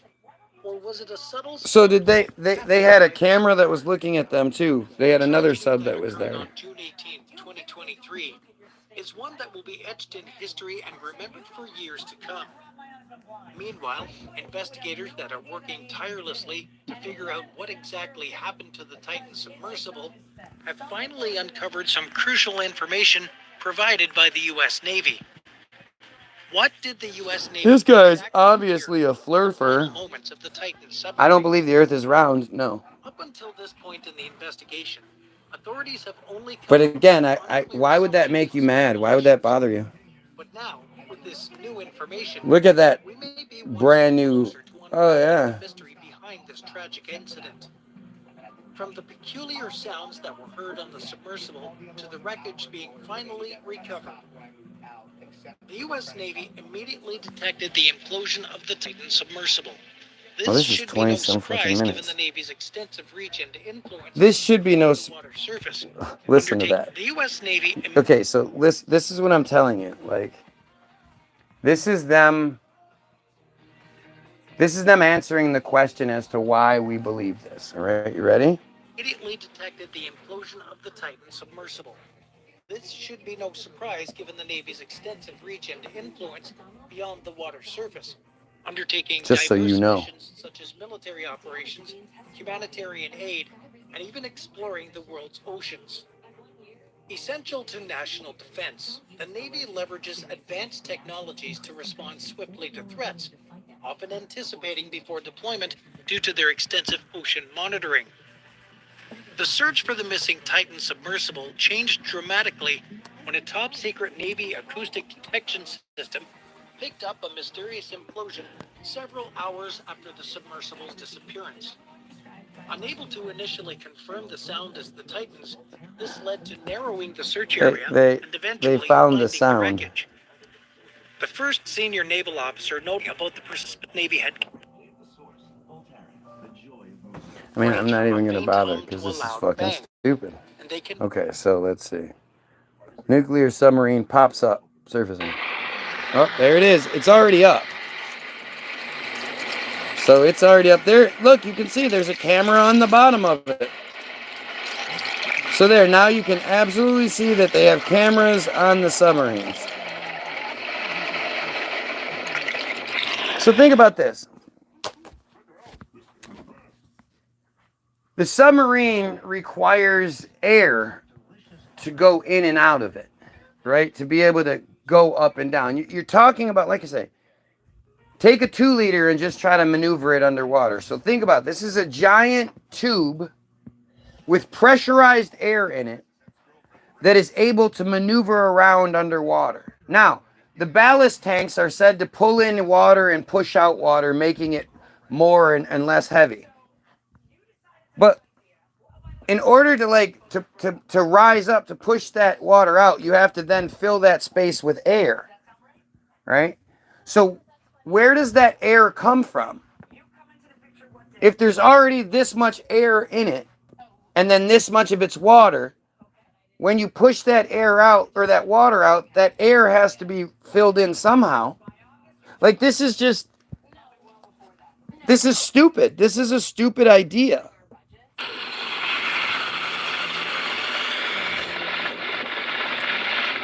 If your argument includes a bro, I don't take you seriously, bro. There you go. That's the footage. Even though that top footage and that bottom footage didn't actually match up. I mean, it's pretty funny when you think about it. Like,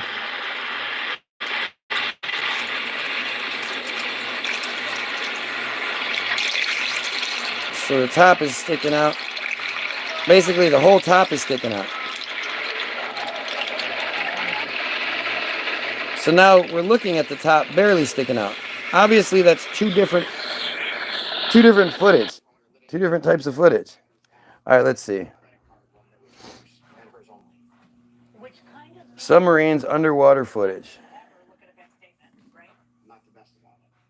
We got some more fake stuff. Ocean Gate Titan sub, more of that shit. Massive U.S. submarine diving like a whale in the middle of the ocean. There we go. Diving like a whale. Whales dive with their tails up. When a whale dives, it goes up and its tail goes up. So let's see how this. Oh, we got some more stuff. Boats. Okay, here comes the submarine. Way up top. Now we're going up and down. Oh, look, that's official. We're official. Oh, that submarine's going. No, it's going. Oh, wait, you can't see that.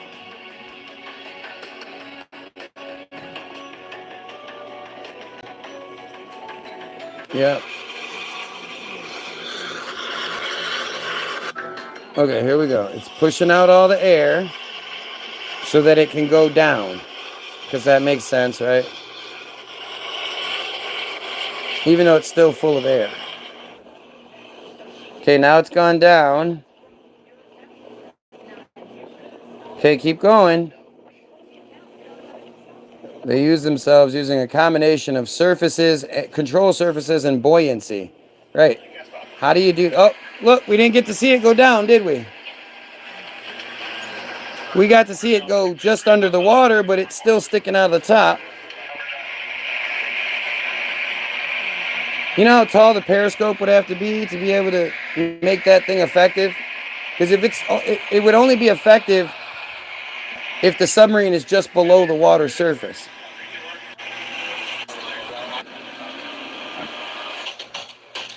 Oh yeah, they're still using clock dials like that and shit. Oh look, there you go.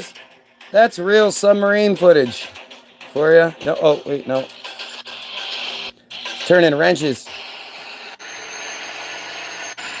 Oh shit, here we go. Walking around the submarine, no interference whatsoever from the movement, the motion. Just hanging out in the submarine. Look, he's walking. Oh, excuse me, buddy. Doo-doo-doo. No motion, no nothing. Doo-doo-doo. Just walking along. It's harder to walk through airport. Oh, now we're seeing food being cooked. Okay, back to submarine. Now we see some boats. Oh, wait, no more. Now we're talking about planes. Jumping out of planes.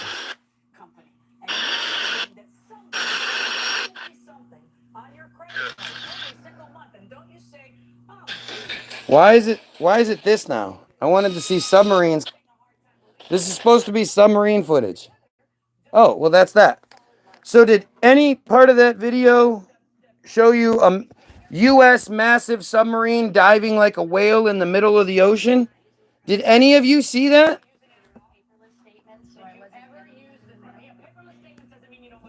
That's pretty strange. Did any of you see a massive submarine diving like a whale?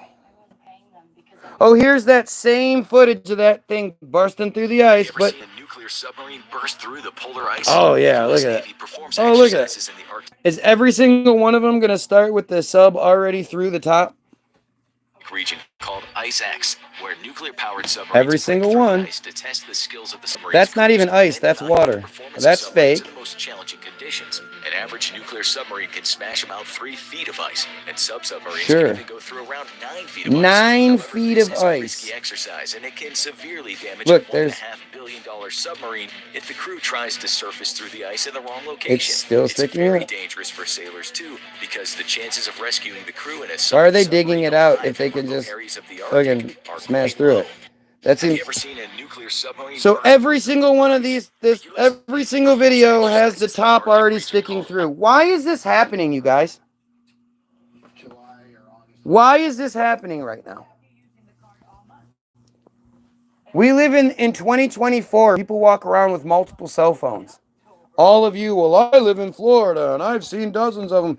All of you people, not one of you thought to record it. Not one of you thought to get out your phone and take a video just in case some dumbass like me wanted to see it. All right, here we go. Submarine surfacing. Here we go. Why isn't this fucking working?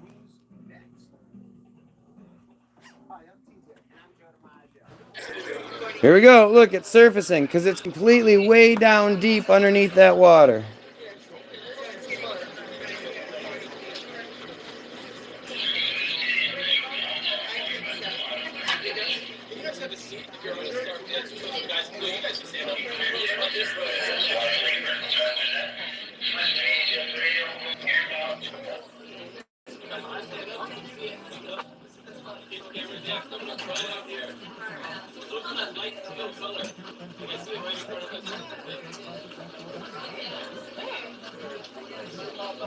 Well, there's a boat.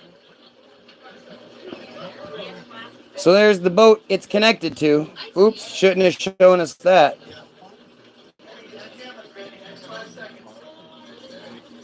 Five seconds, he says. He knows. He's got a connection to it. There it is. Oh, that just came right up. Boy, that looked believable.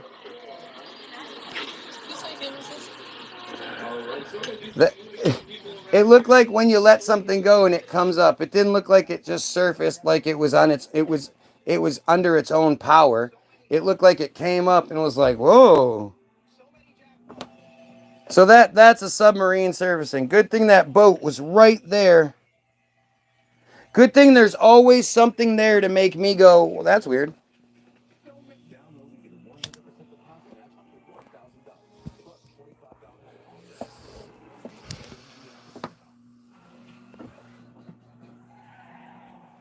What the fuck? Let's see.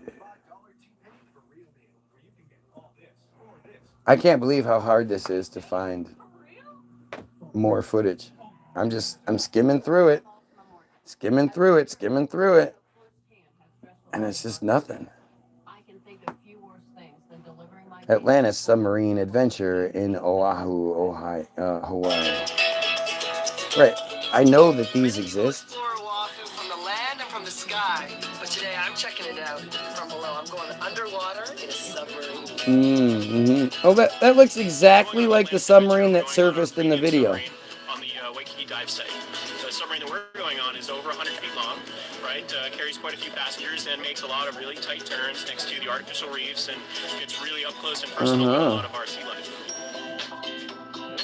Wow, there's so many fish down here. Can't see anything like proving how deep they are. It's a spotted eagle ray, bro.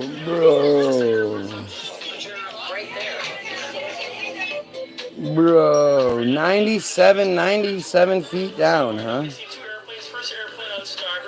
So cool that they've actually sunk ships down to the ocean floor so that oil grows, attracting fish, and then we can float by and check them all out. The idea of I'm gonna trust that. I'm gonna go in 900 feet down below in this weird boat thing. Gotcha. I mean, it's just insane how difficult this is to find more footage of submarines. It's shocking. You know, the thing about this is like, what people don't understand is I do this. I did not see that he was paying them. It was paperless, and I printed them for here for court. I went online and I printed. I do this without knowing what's gonna happen. Like it's 100% a risk for me to do this. And I could easily be looking this shit up and then, it's like multiple different views, multiple different cameras, everything looks real, everything's believable. That could be there. It's not, but that's what could be there. Excuse me. Nuclear power provided or proved ideal for the propulsion of strategic ballistic missile submarines, SSB, greatly improving their ability to remain submerged and undetected. The world's first operational nuclear-powered ballistic missile submarine, SSBN, was USS George Washington. Of course it was. Did you just say you're watching? Y-O-U-R watching? Come on, dude. You gotta do better than that. You immediately lose all credibility. It's either you're too lazy or you're too stupid. Either one makes you lose all credibility when it comes to how smart you may or may not be. And this is easy. This isn't stuff that you're supposed to screw up. But then again, my trolls always seem to every video that proves them wrong and showing stuff that actually proves them wrong. So every video. So there was literally one video of one of those boats popping up. One video of that had a boat near it. Like, there's no way you can deny that. Another video that who knows what the fuck that was. Some scuba divers and a submarine goes beneath them. Okay. And then another video that's clearly fake. Like, other than that, it's amazing how stupid they assume we are. These fake profiles that come through and try to make it seem like I'm crazy because I want to see more evidence of something. Like, these are the people that believe in God. These are the people that get vaccinated. These are the people that vote. And it doesn't matter what they actually see. It's much more about what they're told and what everybody else believes. And as long as you believe what everybody else believes, then they can't make fun of you, and you know, nobody will focus on your insecurities, and you'll be able to exist without having to, you know, play it off for a day. Each day you get through another day. And I look at it like it's so interesting. I still, for the life of me, I can't figure out why it would make people so upset. Same thing with the earth shape, especially when it comes to Christians. Why Christians need me, or Jews need me to believe that. I know why Jews need me to, because Jews require Semitism, and that's favoritism. That's the favoritism that all of us would want. But like Christians, Muslims, why do you get mad because I don't believe what you believe? I know Christians, you're charged with finding people like me and trying to convince us, but none of you ever do. You just bitch and get mad.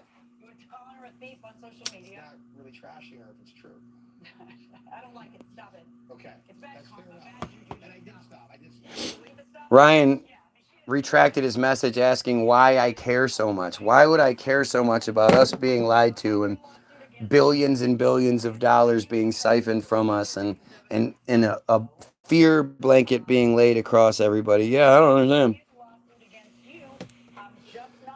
You're a Christian and I like, look, that's, I mean, why wouldn't you?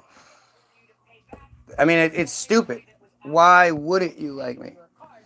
I'm saying, why can't you have the conversation? Why do you need me to believe what you need me to believe? I can listen to you rant all day. I'm ranting, as always. Nobody lying to you about submarines. Why do you think submarines are... So literally, if you're dumb enough to believe that some random person created a page that says subs are real just for me, literally, it's not like this conversation's being had anywhere else. This person made a page just so they could troll me, and I'm not onto something. It has someone that worried that they would put in that kind of effort and time. You think that makes sense? If you do that, how many of you would do that? How many of you would put in that kind of effort to watch somebody?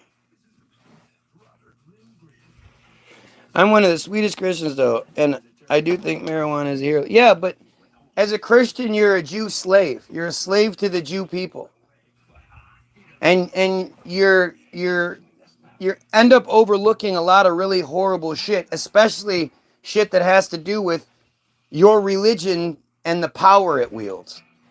The idea that the church can continuously violate children and you guys still have faith in it, that your God doesn't step in and start handing out heart attacks or some shit to people who violate children.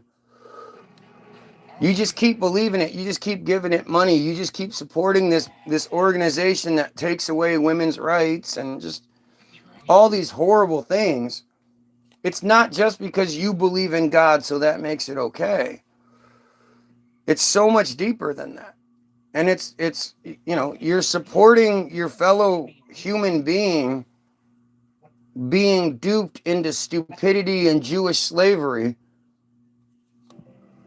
And that's a big deal. It's a big fucking deal. It's a big problem. Listen,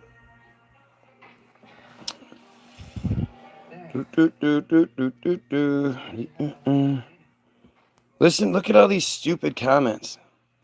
No, I believe in love, acceptance, and my mom was violated as a child, so no, I'm against it all. Then you shouldn't be for Christianity. Christianity is not about love and acceptance, and it's definitely all about raping children and then protecting the rapers. 2018. See, people forget where we were in 2000, like during the Trump administration, right? During the Trump administration in 2018, it comes out against wishes, but it comes out that the Pennsylvania diocese, 6 of 8 of the dioceses, which are like neighborhoods, like the church splits it up into 8 sections. So 6 out of the 8 sections were full of pedophile stories. Full of these stories where these fucking disgusting pigs were caught or suspected and shipped off to another place far away, like, from Washington or Arizona or some shit, all over the country. For decades, this was going on. They knew absolutely what they were doing. It was like clockwork. And it's only 6 of 8 because the other 2 are Amish. So you don't really get access to that information. And you would have thought that would have been like a domino effect. Like it would have just, across the nation, this would have been exposed. But it was shut down. It was shut down.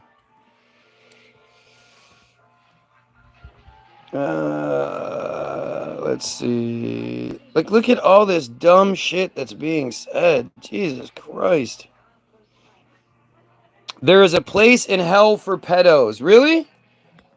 Really? Because the pedos seem to be doing just fine up here. And really, Aubrey, you're going to hell. You know that, right? You had sex before you were married, I'm sure. And you have coveted your neighbor, like you've been in a neighbor's house and been like, oh man, that's a really nice TV. I want that. Hey, you make music, so you've seen musicians and thought, I want that life. You're a woman.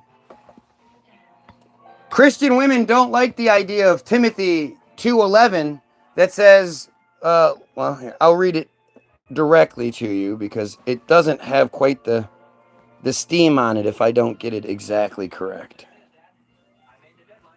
Timothy 2:11, let a woman learn in silence with full submission. I permit no woman to teach or have authority over a man. She is to keep silent. You definitely don't support that, I would imagine. I think you got Catholics and Christians mixed up. Yep, that's what it is. Because Christians were like, hey, we like this, but not this. So we're a different thing altogether.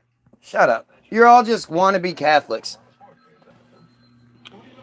Or maybe I shouldn't say Christian. I believe in God and the message of love thy neighbor and help the poor. Why do you believe in God? What makes you believe in such nonsense?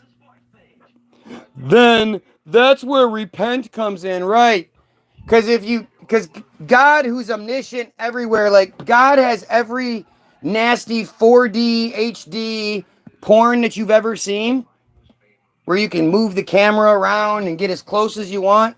God has all of those views of children being violated, bloody, shitty, screaming children getting violated by church members. God watches all that take place and does nothing. But then if you say, hey, God, I did all those things, then God's like, okay, well, now you're clean. That's good. Okay, you repented. As long as you repent, it doesn't matter what you do.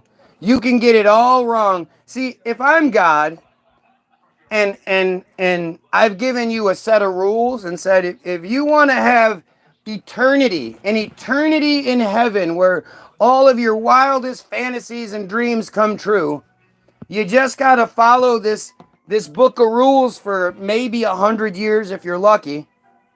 But then you get an eternity of unbelievable heaven. And if you don't follow the rules, well, you're going to go to hell. If that was real, everybody would take it a lot more seriously. But if I was God and I said that, and you didn't follow those rules, I wouldn't let you in. It's one thing to repent about shit you didn't know. You know, all those children that are in all those different countries and cultures and shit that have never even heard of Christianity, Catholic, Jesus, whatever, none of it. They don't know any of that shit. When they die and they're up there at the pearly gates and St. Peter's like, hey, did you repent for all your sins? And the kid's like, I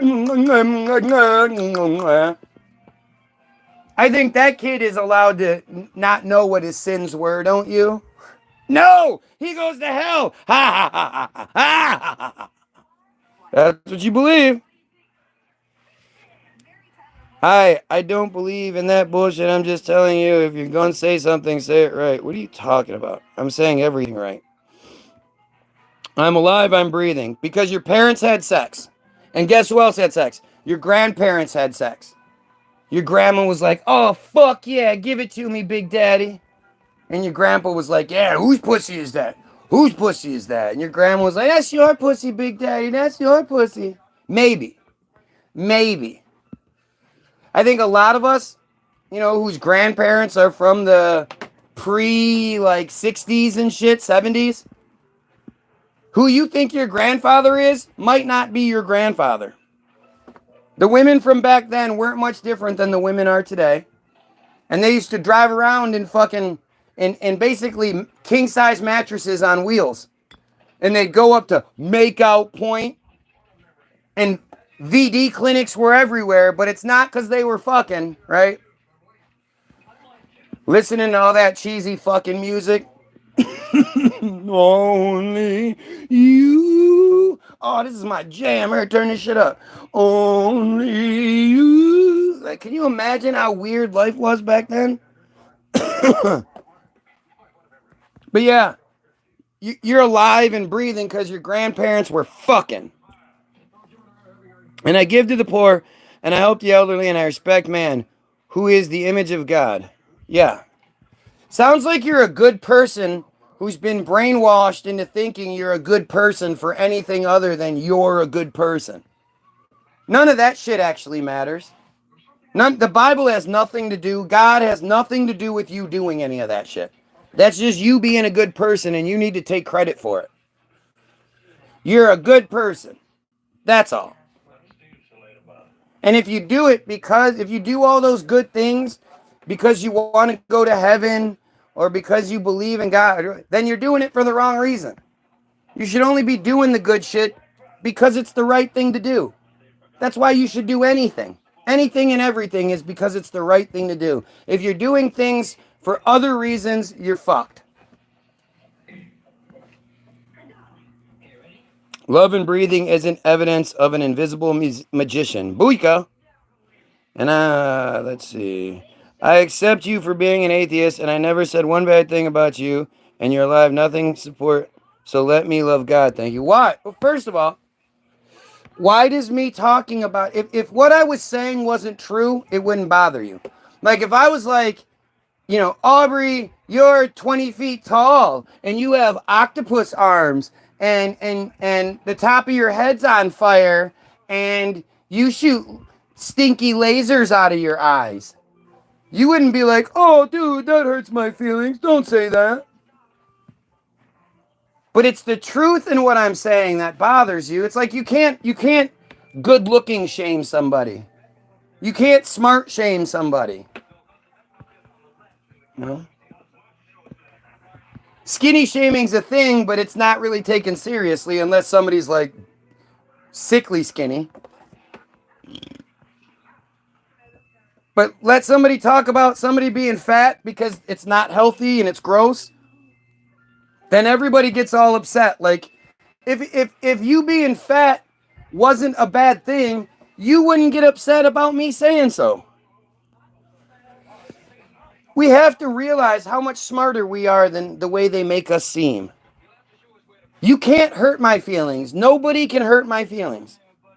Nobody can come on here and say anything that's going to shake me, hurt my feelings, whatever. Even if you prove me wrong, then I just learned something. So that's cool. But the idea that I would care about what random, half the time bots have to say, why would I care? Stop selling as it is. Like look at the desperation. The stupid people that are so desperate that they can't actually debunk anything being said, so they start shooting the messenger. Gotta shoot the messenger. As long as other people who might be on the fence and they're watching think, hey, this guy's crazy. That's all that matters. If they think I'm crazy, then the message gets gets diluted. At least that's the plan. So that's why they don't address anything I say, because they can't, and they're hoping that you're too stupid to realize what's going on. You end up like this guy. You're YOUR funny, LOL. Come on, you gotta be better than that. You sound like a GTA character. I mean, what does this even mean? Nope, I love people and animals. That's why I'm vegan. I can't eat animals. Good, that's great. You know your Bible doesn't care. I mean, the Bible actually says that man shouldn't eat animals. It's in the beginning. The animals are to be used for their toil, but the fruits and the nuts and the seeds are to be used. The nuts and the seeds are to be used as our meat, it says. So all Christians shouldn't eat meat. It says you shouldn't. It says not to. But they don't like that rule, so they've changed it several times. It used to be a big time sin for you to eat meat on a Friday. Then it got moved to one Friday every year, and then it's like, well, I'll just repent, and it's all good. But, again, I've said it earlier, but it was a while ago. Most people don't realize God doesn't give a shit if you love people. God doesn't give a shit how you treat your fellow man. God doesn't give a shit how you treat animals. God doesn't give a shit how you treat the earth. God doesn't care about that. The only thing God cares about, and he said he would promise never to flood the earth again, as long as we keep cutting, and in the Jewish cult, sucking baby penises. That's what God cares about more than anything. And you claiming to be a member of that cult means you support that concept, means you support that idea. That we're not born, that men are born imperfect. They're born wrong. And what they need is a horrible, horrible surgery, often botched surgery. Within hours of being born, in just the most traumatic situation that it could be. Like literally, it's as traumatic as it can legally be.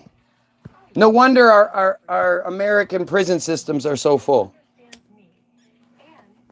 No wonder the American male is so focused on his dick and so obsessed with sex and insecure about his dick and all that.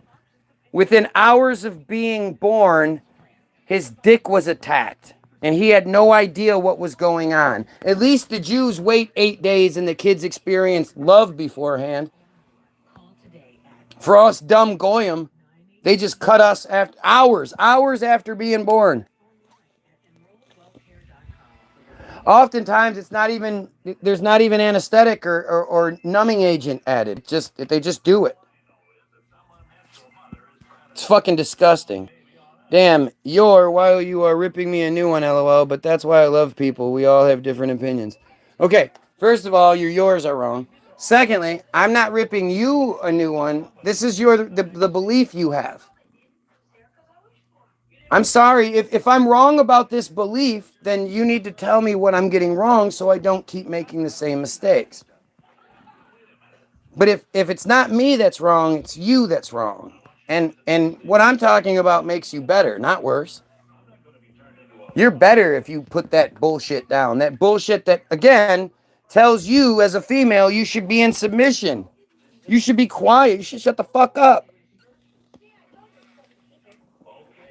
That's that New Testament bullshit. I don't want to shame you. You can't. I already told you can't. Don't argue with this guy. It's clearly on drugs. Why is this guy here? This guy is here and he's mad because I'm so on drugs that I'm not making any sense. He's clearly a smart man. Anyways, let me go watch. Who gives a fuck? So, notice how when she puts him in his place, when the random person puts the troll in his place, the troll shuts down. You're black. I'm gonna need you to tighten up. What? I'm asking him. Stop letting him talk to you like that. Look at this doofus trying to spark some shit in you.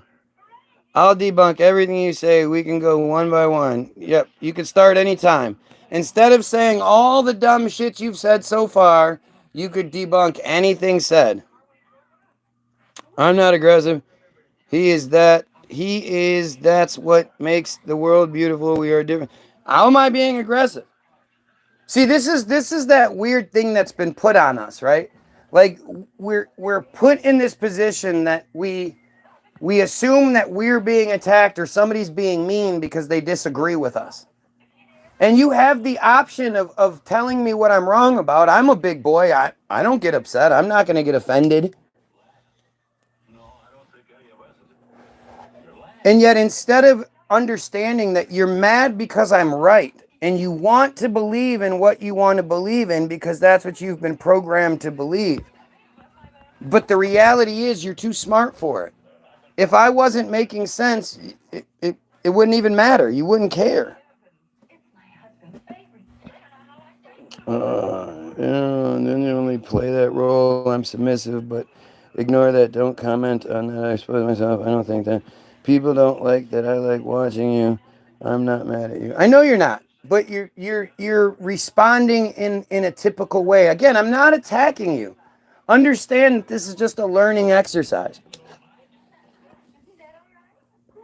You will be better if you apply this shit to you. Like I always tell you, if there's anything you take from these videos, understand that people only argue, like when people know you're right and they're not big enough to admit it, they start arguing their own narrative. They start telling other people to not watch me. They start telling people, oh, he's on drugs. And because if they could debunk something I'm saying, they would. And most people we've been programmed to fight. They want the goyim fighting. We haven't been taught how to embrace each other in our differences. We've been taught and we haven't been taught to learn from each other. We've been taught that as soon as we feel wrong, we should attack and try to make ourselves feel better. But it's not, it's not what it is. They're teaching you how to that's all it's ever been is submission. Like you say, you're submissive. It's always like that. It's all about falling behind and listening to the Jews that write the narrative, because when you die, then everything gets better. The thing they're most terrified of is the female. The female is the biggest worry to them because the female controls the male. If all of the women the mothers, the daughters, the girlfriends, the sisters, the cousins, the wives, if they all said to their male counterpart, you know, we need you. I'm not asking you to put your arms down. I'm telling you to do a 180 and realize that if you go off to, let's say we're in New York, you go off to California and you go rounding up some family that looks like ours because the government wants you rounding up this group of people. While you're doing that, some guy from California is going to be rounding us up. So we don't need you to put down your weapons. We need you to use them to protect us.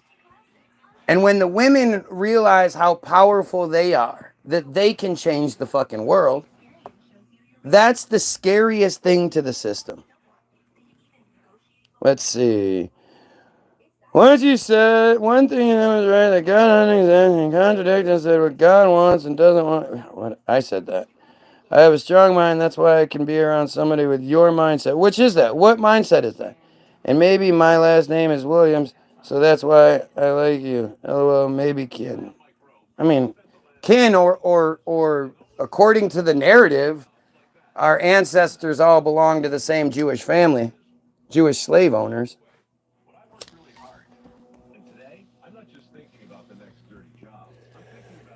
You know, I don't know. I don't really believe that anymore, so I can't go with it. But obviously, maybe the Williams orphanage was a big one or something like that. And they designated so many of the orphans as Williams, and that's just how that worked out. I'm not really sure. But you notice how again, the troll that's here keeps saying, I haven't said anything worth debunking. Yep. Haven't talked about religion, haven't talked about women's rights, haven't talked about all that other stuff, submarines, all that. So this guy is just mad and here and talking shit, doesn't want other people watching for no reason. And I like it, you think that's what I mean by your mindset. I mean, I think you like the fact that I do think, because I don't think a lot of people are out there thinking about things.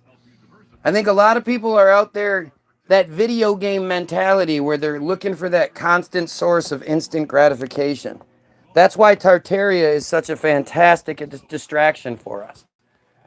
Because as soon as you start looking into Tartaria, you find that you're right and that everything's going to back up your assumptions.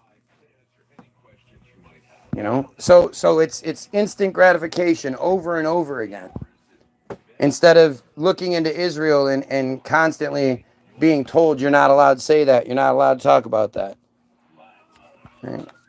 And the other thing is it's true. It's truth. Truth is sexy. And I'm not saying you want to fuck it. You want to fuck me. I'm not saying that. I'm saying truth is something that you're attached to, that you're attracted to. I mean, I even had these dumb trolls sit here and watch for hours on end, getting made fun of the whole time. Because I'm not interesting.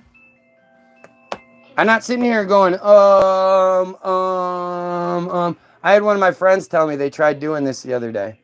And she was saying it, she got on there and she just sort of froze and she was doing the ums and, you know, she was like, it's a lot harder than I thought. And I challenge any of you, go ahead, do it. Oh, I'm handsome. Well, thank you. Old man. Can we get to debunking or are you going to keep talking? Taking 10 minutes to read the... Yep, that's what it is. Can we get to debunking or are you going to keep taking 10 minutes to read the comment? Yep. Took me 10 minutes to read the longer one. Have you ever gone 6 months without a blunt or longer? Have I ever? Yes. Have I in a long time? No. But I have issues and shit that I just don't talk about. People just don't, I don't bitch about the things I go through. But if weed was such a hindrance for me, then I should be able to get smashed a few times, right? Somebody should come in here and put me in my place. No, don't get me wrong. I've often wondered, like, how much different would it be? I know if I quit smoking weed, if I got myself to that point, I probably wouldn't do it again. And maybe I will. Who knows? One day. I don't know. Where you want to start? One thing at a time. Yep. I just don't care. Like, I'm going to sit here and feed into your shit. I'm going to do my feed. If you think you can debunk anything I'm talking about, I highly suggest you do. I highly suggest you tell me why you support Trump, why you support Israel, why you believe the narrative, why you believe submarines exist. So I looked it up. I looked up submarines underwater. Okay. So first of all, you'd think there'd be a lot of footage, right? A lot of shit would come up. So there's this one. Spooky moment, submarine passes beneath some divers. So that's real.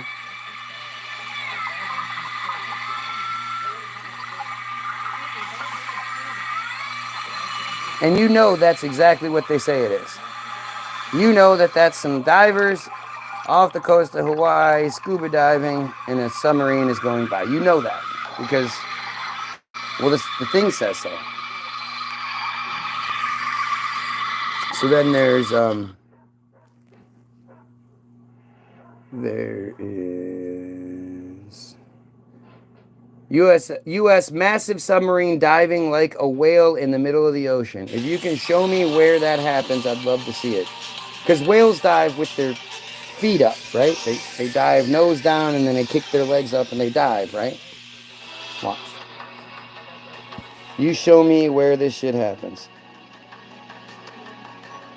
Trump had the economy lit during COVID. No, he didn't. Wait. Trump had the economy lit during COVID. Do you understand what you're saying? At the time when small businesses were getting shut down left and right and people were being locked down, you think the economy was lit? That's dumb enough to make me say something different, to make me change my direction here. What are you talking about? Rich people? Maybe. Rich people like Dr. Burke having big family reunions and shit while we're all being locked down, that's one thing. But all that money we got, it helped me pay off my debts, back pay rent. All that money we got, like, it was like $1,000. And you've paid it back tenfold already. How expensive are your groceries? But I mean, it was like $600 once. I mean, it was a nice chunk of change, but are you forgetting that they did that because they locked us down? They prevented so many people from getting money? Like, it just so you were able to pay off debts and pay back rent. How much money did you get? Literally, we got like 1 month rent check. And we had 2 of us. So I think, again, it was like $1,800 between us the first time, right? Something like that. And like $600 or something the second time. Submarines are underwater. How can a bunch of people record something hundreds of feet underwater? Yep. How could you ever record a submarine underwater? You couldn't put cameras on the submarine or anything, right? And I was able to hire a band, dancers for my shows when I was touring in New York. New York was one of the most shut down places in the country. What are you talking about? Did you live in a different COVID than I did? Yes, I'm a small business. All those kids sent to camps. The stimulus checks, the public assistance was great. The stimulus checks, again, I'm just really confused. How much money did you get? I can budget my money so it helped me so much and my family. Yes, it helped, but that wasn't Trump. Like, to think that was the Trump administration, the Republican side of things is what fought us getting the money more often than not. The Democrats were the ones that were, again, playing the role, were the ones that kept pushing for money, and it was the Republican side that kept shooting it down. But you budgeted, and I applied to the program to help me back pay. I got about $15,000. You got $15,000 during COVID? I mean, that I just can't. That You're off work for a long time, really fucking poor, and then they gave you back pay. Is that what you just said? Right. That's what it was. Back pay for rent. Like, back pay means you got it later on.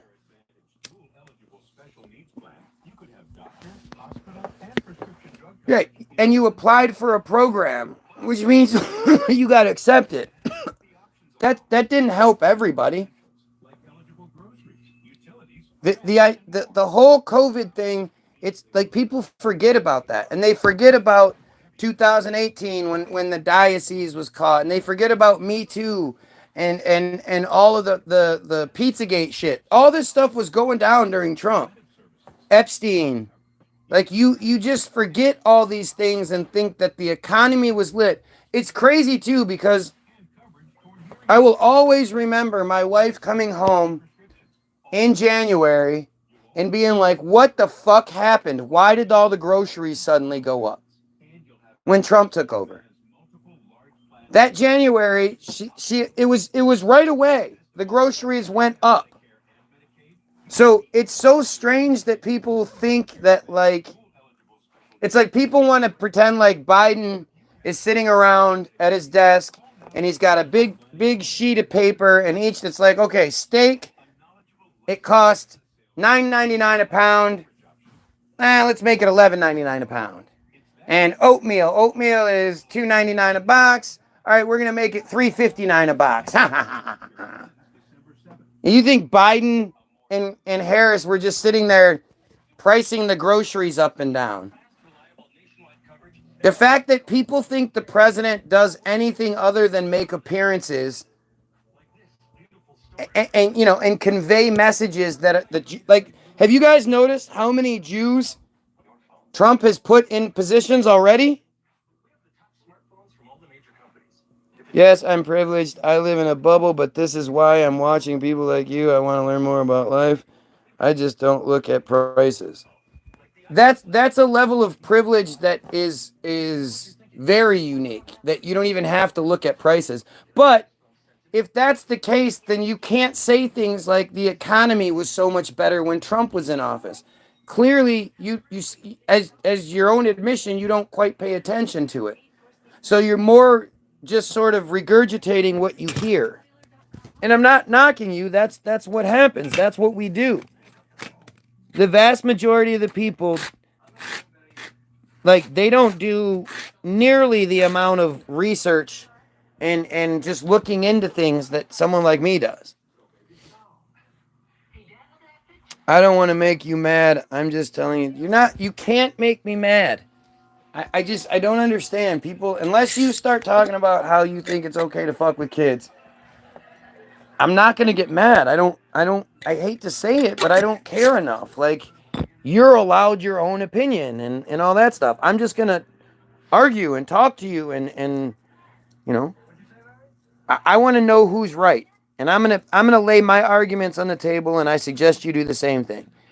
And at the end of the argument, if what you say makes more sense than what I say, then you're right, and we go with that. But, that has to be a two-way street. It happened, I'm glad it's not opinion, it's facts. But that's not, again, that's you working the system. And you're talking about back pay, so we're talking about after the fact. Probably once Biden was in office.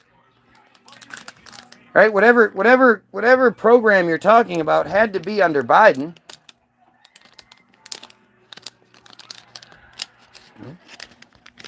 Trump just initiated COVID. Biden took it over.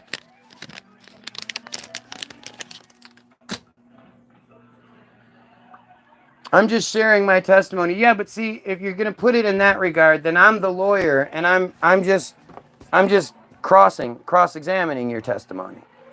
And that's what you would have to do in this kind of situation. You would have to answer questions, and you would be cross-examined. No, it was when Trump was in office. How?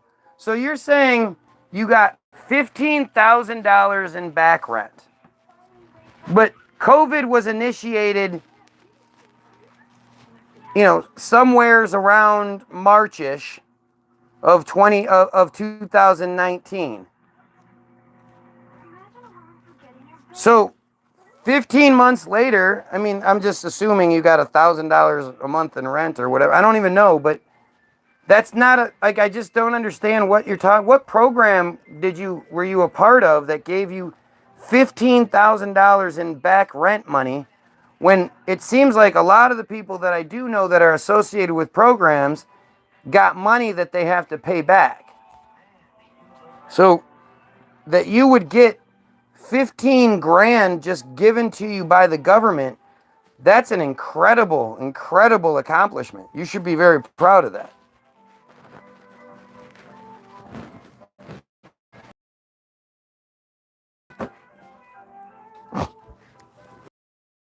Why she got to be a bitch? Why you got to be a douchebag about it?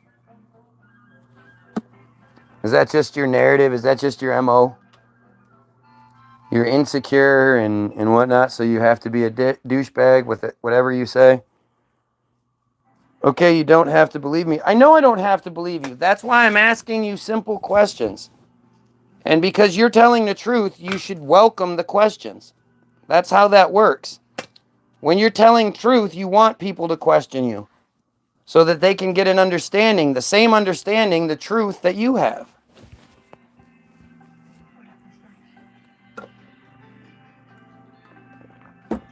I know you're saying it happened, and we have to trust that. I'm just asking for more details. If I wanted to, I would have said bitch, but it's slang. It's slang? It's slang to use a word that looks like bitch. Okay. As far as I know, you just spelled it wrong because you fucked up. But why would I care? Like, okay, strike two. What can I do to get strike three from you?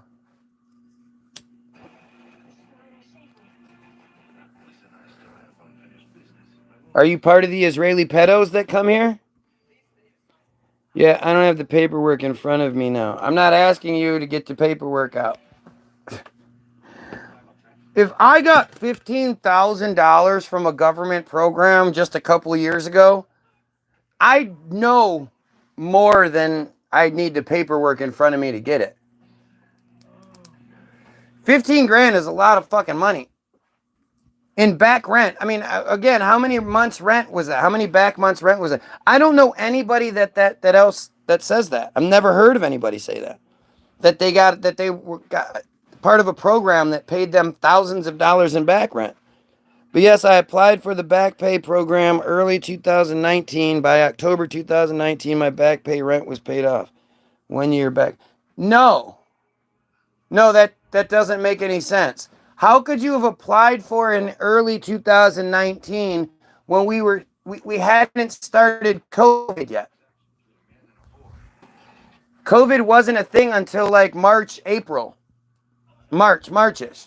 And the lockdown shit happened, meaning I would assume that you lost whatever job you had, whatever small business you had. But you said how did you said that you had no problem getting gigs and booking booking musicians and shit during the time. So you were working, you were a small business that was affected, and you got 1 year's back pay of $15,000. So your rent is like $1,500 a month. That's a lot. That's a lot to just take in. And again, the idea of you applied for this program in early of 2019, and then you were approved by October. So there was no back pay for a year back to October of 2018 because there was no COVID. Why would they be back paying you for COVID that didn't take place? I have a savings of 10 grand. You're making us look bad, Aubrey. He's cooking you. My rent was $1,100 for a studio. Yeah, but it wouldn't go back to October of 2018. Sorry, it's just not how that works.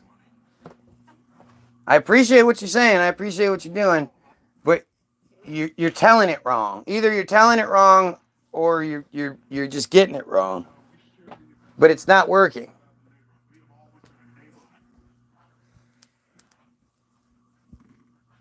You know, and whatever this program is, I'd sure love to know what it was that you applied for in early 2019. We didn't even know that there was a lockdown happening yet. The real lockdown shit didn't happen till like, you know, summertime, mid-summertime. 2000 money, I got 2019, I got the money for back rent. You could keep saying it, that's fine. It's just not working. 2020, I benefited from the stimulus. The stimulus was not a lot of money. There were only 3 stimulus checks, I believe. And only 2 of them everyone got. And all of it was less than $2,000 per person. Of which you had to pay back in taxes. You know this was entertaining. I subscribed. I was real. I'm on this. I'm going to be safe out there. Appreciate it. $2,000 first deposit, $600 a week.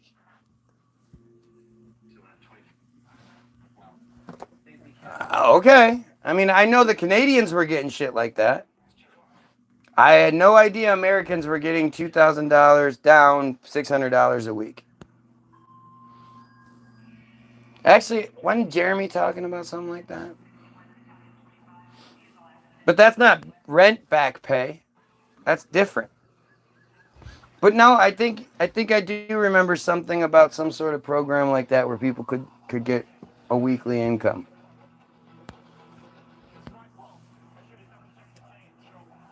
But that wasn't Trump. That wasn't like, again, to think that that's like Trump sitting there at his office going, how do we get these people this back pay? How do we get that? He wasn't doing that shit. Trump was goofy as hell during COVID. Trump was saying all kinds of crazy shit during COVID. That's when we had the taxes. That's when Trump was, you know, it was a bad time for COVID. I'm telling the truth. I get you telling the truth. But the way that you made it sound like you got a $15,000 back pay check. Now the story is the $600 a week thing. Okay, well that I can remember that. But that's not. Originally that was supposed to be because of Trump, and that's not Trump. Oh yeah, here you go. Diving like a whale, right?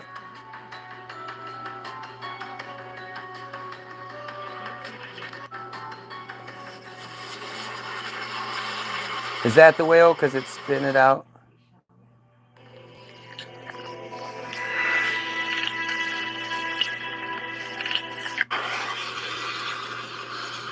Okay, so, oh, that's all you get to see.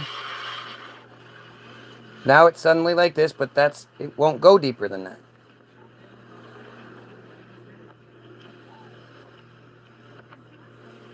And that's it. So if you were far away and that happened, you'd think it went underwater. There you go. That's the last you'll see of that. So where did the submarine dive down like a whale? Now we go to military planes and shit. The rest of this video is about jumping out of planes and military this, that. U.S. massive sub diving like a whale in the middle of the ocean is what this video is entitled. Yeah, no. You didn't see that, did you? No. How about this? Have you ever seen a nuclear submarine burst through the polar ice? The U.S. Every single shot will have the thing already sticking out. Watch. Nuclear-powered submarines break through the ice to test the skills of the and then watch this one. It's clearly not. Now it's fake. Watch this. This one's not even. Oh. 9 feet they can bust through. Exercise, and it can severely damage a $1.5 billion submarine. Okay, so if the crew tries to surface through the ice in the wrong it's already sticking out. Now, why? If they could bust through, why are they digging out?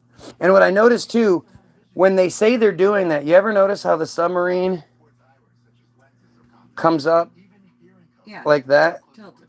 Well, no, but when it comes up like if you were to let go of a bottle and it just come up. It's not like it's coming up by like, No, because it comes up raises by letting air out. right. But if it did that, the amount of so think about that. Letting air out makes you go down. So that doesn't make sense. You'd have to suck air in, and where would they be getting air from? That's what I was trying to think about earlier. If you're underwater, and say you fill your ballast tanks with water, so it makes your vessel sink. Well, you push those tanks out.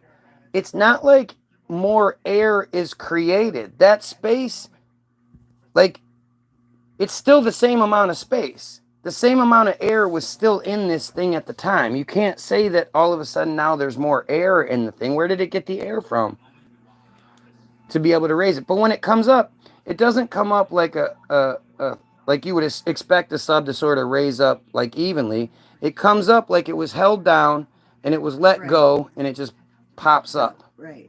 That doesn't seem like that should happen. It should come up like, and then okay. So look, why are they breaking it out of the ice if they can just bust through? Rescuing the crew in a sunken submarine alive in remote areas of the Arctic are quite low. Chainsaws and shit. But notice every single one of these, none of them shows the U.S. Navy a plane of ice that's then broken through. Every single one of these videos, and then look, so going through it, I put submarines underwater. You show me where that exists. That's the massive sub. We just saw that. Submarine surfacing. Here's another one. Watch. You show me this. Okay, so first of all, there's going to be a boat in the footage. There's always the boat that's close to it.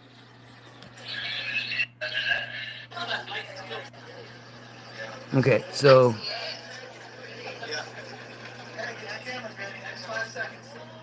5 seconds. Somehow this guy knows it's going to come out in 5 seconds. Oh, there it is. Look, it's just coming and it just pops up again and then bobs a little bit like somebody let it go. And then there's the boat real close to it. That's a submarine. If you were inside that and that went up, you would go, like you would get bobbed all around, right? So here we go, more. Look for the submarine underwater footage. Submarines, nope, no submarines. Life on a submarine. This bullshit submarine stuff. Why can't I find just videos of submarines underwater? Oh, here, this is supposedly the Seawolf submarine. This is super believable. That's definitely not in a tank somewhere with little models. That's a real... The reflection. It's reflecting off the top of the water.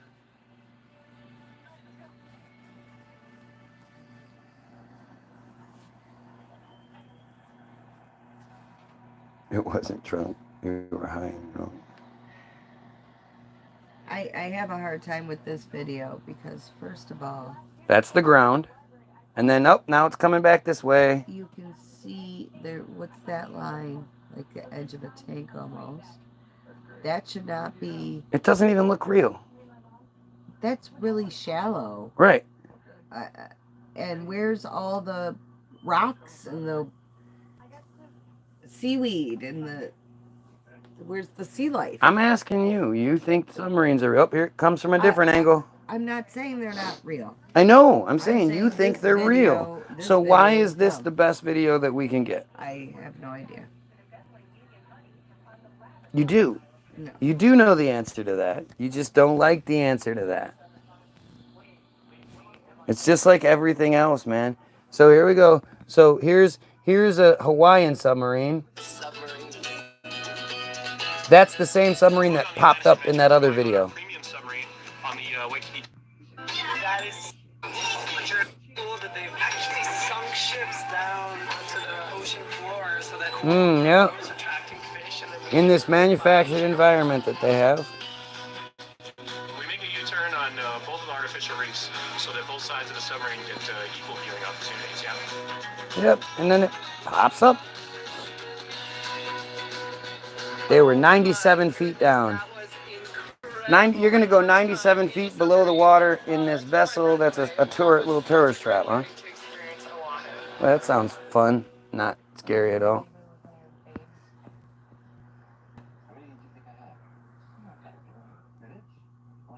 So I'm still looking for more submarine underwater footage.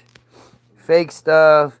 Massive shark caught checking out our submarine. Amazing footage of nuclear power submarine. Here we go. Amazing footage. This should be good. Okay, so right now we've got boat going on. Oh, let's switch to this one. Oh, that other footage. We're looking at the same footage, just different label this time.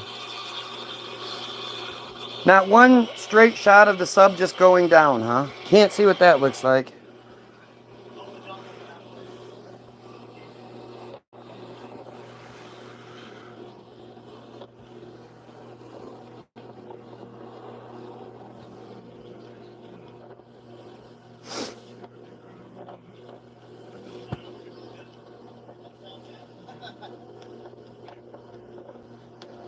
Oh, another cut.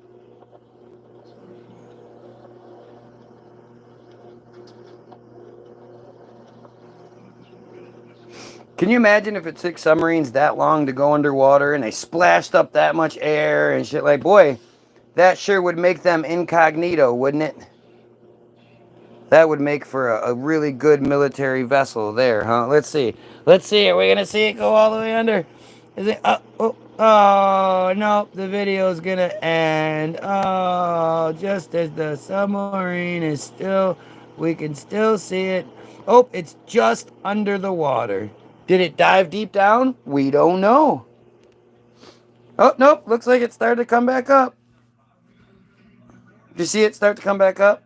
I saw a wake starting to form again. Right. God, that's weird. Wait a minute, Mr. Wake a minute, Mr. Subman. Wake, Mr. Subman. Nuclear-powered submarine. Engineering behind a nuclear reactor, how it works. So, like I said to you, the control center is in the fin. You see how all that shit underneath it is the workings of it? It's not the control center is in the little tower that they use to bust through the ice. I want to know, have you made this mistake with your holster? Am I right? I mean, that makes sense, right?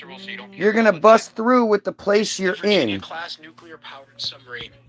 To simplify it for animation purposes, we'll divide it into 5 sections.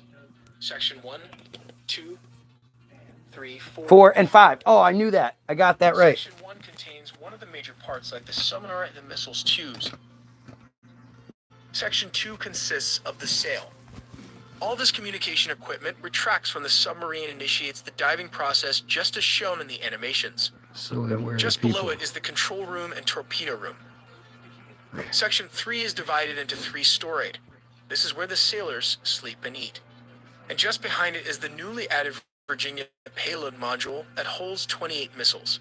Section 4 has the most important parts, the nuclear reactor along with the engine room. Right next to the missiles. And the last part, that is Section 5, consists of the turbines and gears which connects with these propellers. In this video, we're going to explain the complicated process of a nuclear reactor in super basic animation. Not to forget, we're also going to analyze how a submarine fires a missile while still being submerged underwater, and most importantly, how a submarine descends and ascends through the process of buoyancy, all in the videos ahead. So stay tuned and don't miss Remember, the whole tube is full of pressurized This is the air. Virginia-class attack submarine developed in the 1990s. But some analysts believe it was built to supplement the Sea Wolf fast attack submarine. Due to the increasing... The Sea Wolf was that video that we just saw.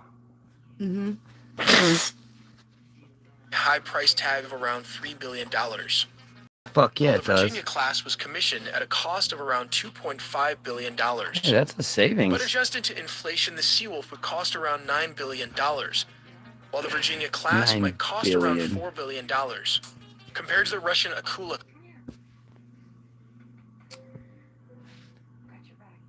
$3 billion. That they then test to see how much ice they can go through, and it might destroy the ship. But it never does. $3 billion adjusted for inflation is $9 billion. $2.5 billion adjusted for inflation is $4 billion. I guess when you get way up, like the more higher up in the billions the numbers is, like once you get up to. No, the gray got more expensive than the black. I'm just saying, like the 500 million between 2.5 billion and $3 billion is a lot more with inflation than the 500 billion that from 2 to 2.5. They just chose more expensive shit on that one. Gray is more sought after. Adjusted for inflation. Right. Yeah, we're adjusting for inflation. Okay. Same time. And so then the Russian sub, the Akula, same money, is how much? Come on now. Hit play. I have no idea. They're about to show us. They're going to show us some more numbers that don't It was make sense. commissioned at a cost of around $1.8 billion. All in all, 66 Virginia-class boats were planned to be built, but only 22 were completed. There are different versions of Virginia-class submarines, but let's take this as a base. Okay. The latest version commands a length of 460 feet or 140 meters. Absolutely. Which is almost the length of 4 basketball courts. Right. Interestingly, the beam Filled is with around air. 35 feet or 10 meters in height. Let's compare this to a person to help us visualize how huge this underwater beast is. Even better, to help us understand its volume, we found out you can fit as many as 80 buses inside this submarine. It's way different than a plane. A plane does not have the force of all the water pressing on it. A plane is in air. We're talking about in water. Water is fucking pressure. You ever gone down to the bottom of a 12-foot deep fucking pool and your ears are like, you know? Yeah. Yeah. These things, I was always under the impression that, and they even talked about it, that the guys that ascended in the subs in 1850 at 10 feet per second, they got the fever, right? Yeah. Well, the ones busting through the ice, they were 80, 90 feet down when they started, and they ascended at 10 feet per second. But they keep the cabin pressure stable. The same. So The cabin pressure was stable in that. That was a pressurized cabin. They have to decompress them when they get out, though. They go in the decompression chamber. No, they don't. They open the roof and hop right out. They're supposed to go right into the... Right, because we're supposed to believe that if we do it, we're going to get super sick. We'll get the fever. But they somehow do it and bust through ice and then jump right out like, hey, what's up? Because it's real. If all are stacked one on top of the other. That's a lot of school bus parking area for a nuclear-powered submarine. Oh, I didn't hear that. Comparing it with different submarines like this German U-boat, fit as many as 80 buses inside this 80 submarine. school buses inside If this. all are stacked one on top of the other. That's a lot of school bus parking area Okay, for a so nuclear-powered... So I have to keep insisting on this. That entire space is filled with air, pressurized air. Yes. I'm a reasonably decent-sized human. If I get a 2-liter bottle and I put the top on it without having full pressurized air, just regular air, and I try to swim that motherfucker down to the bottom of the water, I'm going to have a hell of a time. This thing is 80 school buses worth of air, just bloop, bloop, bloop, bloop, bloop, bloop, bloop, bloop. Elmo's World. Submarine. Gotcha. Comparing it with different submarines like this German U-boat built during World War II, it looks a lot smaller. This is the American Nuclear Sea Wolf-fast attack submarine. Beside it is the Russian Akula-class nuclear-powered Thought we were submarine. learning how they worked. And this last one is one of the biggest Russian Typhoon class. Also nuclear-powered, built during the Cold War era and still in service today. It weighs around 10,200... We're talking about, like, go look at 80s films and go look at the cars that Russia was capable of building back then. Somehow, we've always been able to build amazing tanks and boats. I mean, this thing's way bigger than 80 school buses worth. And they were building this shit, assuming in the 70s. Tons, which is almost the weight of 41 Air Force One planes used by the President of America. That's a lot of weight on its shoulder. Still, we shouldn't.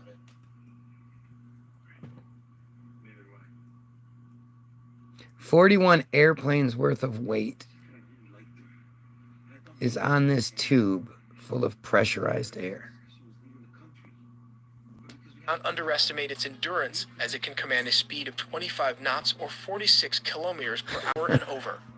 And it can go to... So it can go about 40 miles per hour underwater. Again, when I'm saying they swim like... that's what they claim they do. 40 miles an hour is not fucking slow. So 800 feet or 240 meters. And it can dive down 800 feet. And as it's diving down 800 feet, the internal systems just know to add more pressure or take more pressure away to keep the walls from caving in as it's 40 miles an hour.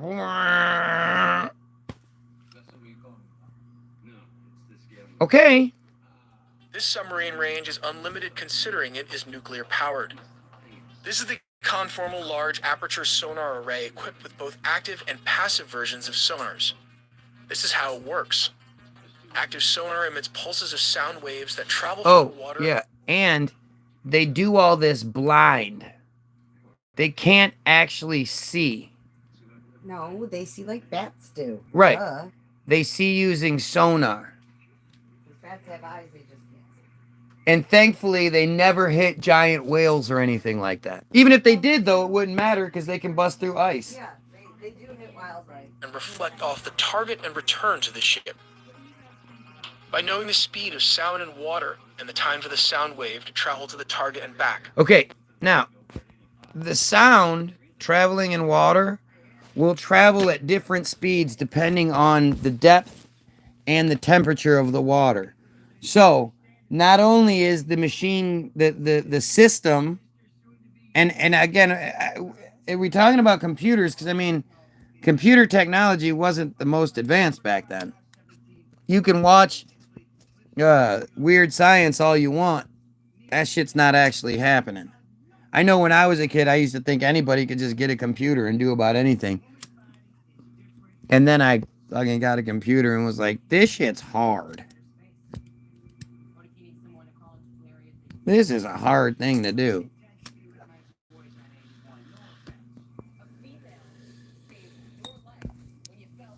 The computers can then quickly calculate the distance between the submarine and the target in a short amount of time. Good thing the computers can do all that. So again, the computer can not only calculate the pressure needed inside the cabin, of which doesn't affect the people on the inside, nor does any of their movements. It can also adjust for the depth and the temperature of the water to accommodate for the sonar being different in every, you know, I mean, it's going to range, the degree range is going to change dramatically as you go up and down. Uses an advanced passive sonar that maps the ocean floors and minefields. Additionally, the sonar array are also attached on each side, along with the long boom array to provide quick target location and information. Just behind the sonar section are the Virginia payload tube outer hatch. Two of them can be found just besides each other. Inside the tube are 6 Tomahawk missile. Let's see how this works. Step number 1. The submarine will ascend to an assigned depth. Yeah, just below the water. Right. Step number 2. When ready to launch, it will open up the hatch and the protective seal will break open. Step number 3. High pressure and compressed air is pumped into the tubes, and this is used to eject the Tomahawk missiles. Step number 4. The tip of the missile breaks the water's surface. Step number 5. The rocket boosters fire and propel the missile into its path. Propel. Boosters fall off as soon as the missile is out of the water. Step number 6. The main engine of the Tomahawk missile will engage and then it will open its wings, just like the animation shown here. Moving ahead is the sail, for size visualization purposes. Let's compare this to the height of a sailor. This is the surface navigation bridge where sailors or commanders stand on top for outside observation. These are the two octronic masts, a sensor on a submarine that functions similarly to a periscope, without requiring a mechanical tube. Moving ahead, this is the communication mast So then required how to would it send work? and receive data. At the back is the snort mast. Snorkel is a device which allows a submarine to operate submerged while still taking in air from above the surface. This is the sub-HDR, high data rate satellite Why would it need to communication. do that? But just a reminder, this is no ordinary internet connection. It has a military-grade data encryption level for using the internet because you do not want hackers knowing your submarine position and reading your classified data. But we as civilians can also achieve this level of encryption by using private internet access. You pick a server, refresh it, and boom, unlimited. Damon John here, the People Chart. Did you know that National Debt Relief has helped hundreds of thousands of people get out of debt quickly and amount of that's $2, and this is the ship control department. That's $2.03 a month, and get 4 extra months for free. This is the control room. It is divided into various sections. This is the ship control department. Interestingly, the sonar section has the highest number of technicians working on it as they are the eyes and ears, beneath and above the ocean. This is the photonics and navigation department, is digitally linked to the sail, and it can also be described as the modern age periscope known as the photonics. Here lies the radio room. Just beside it is the special operation room, and the last section is the combat and control room that fires the missiles as well as the torpedo. This is how a torpedo works, explained in very basic animation. So now we're going to get a bunch more animation about how to shoot the missiles, but that's about it. Target. Step number 2. The piston engine with propellers maximizes the torpedo's speed. Step number 3. It trails a wire plugged into the weapons systems aboard the sub using data to navigate. Step number 4. The torpedo accelerates to 32 knots over 35 miles an hour with a range of 8 miles. Wait a minute. 12 kilometers. Did you guys know that torpedoes were plugged in?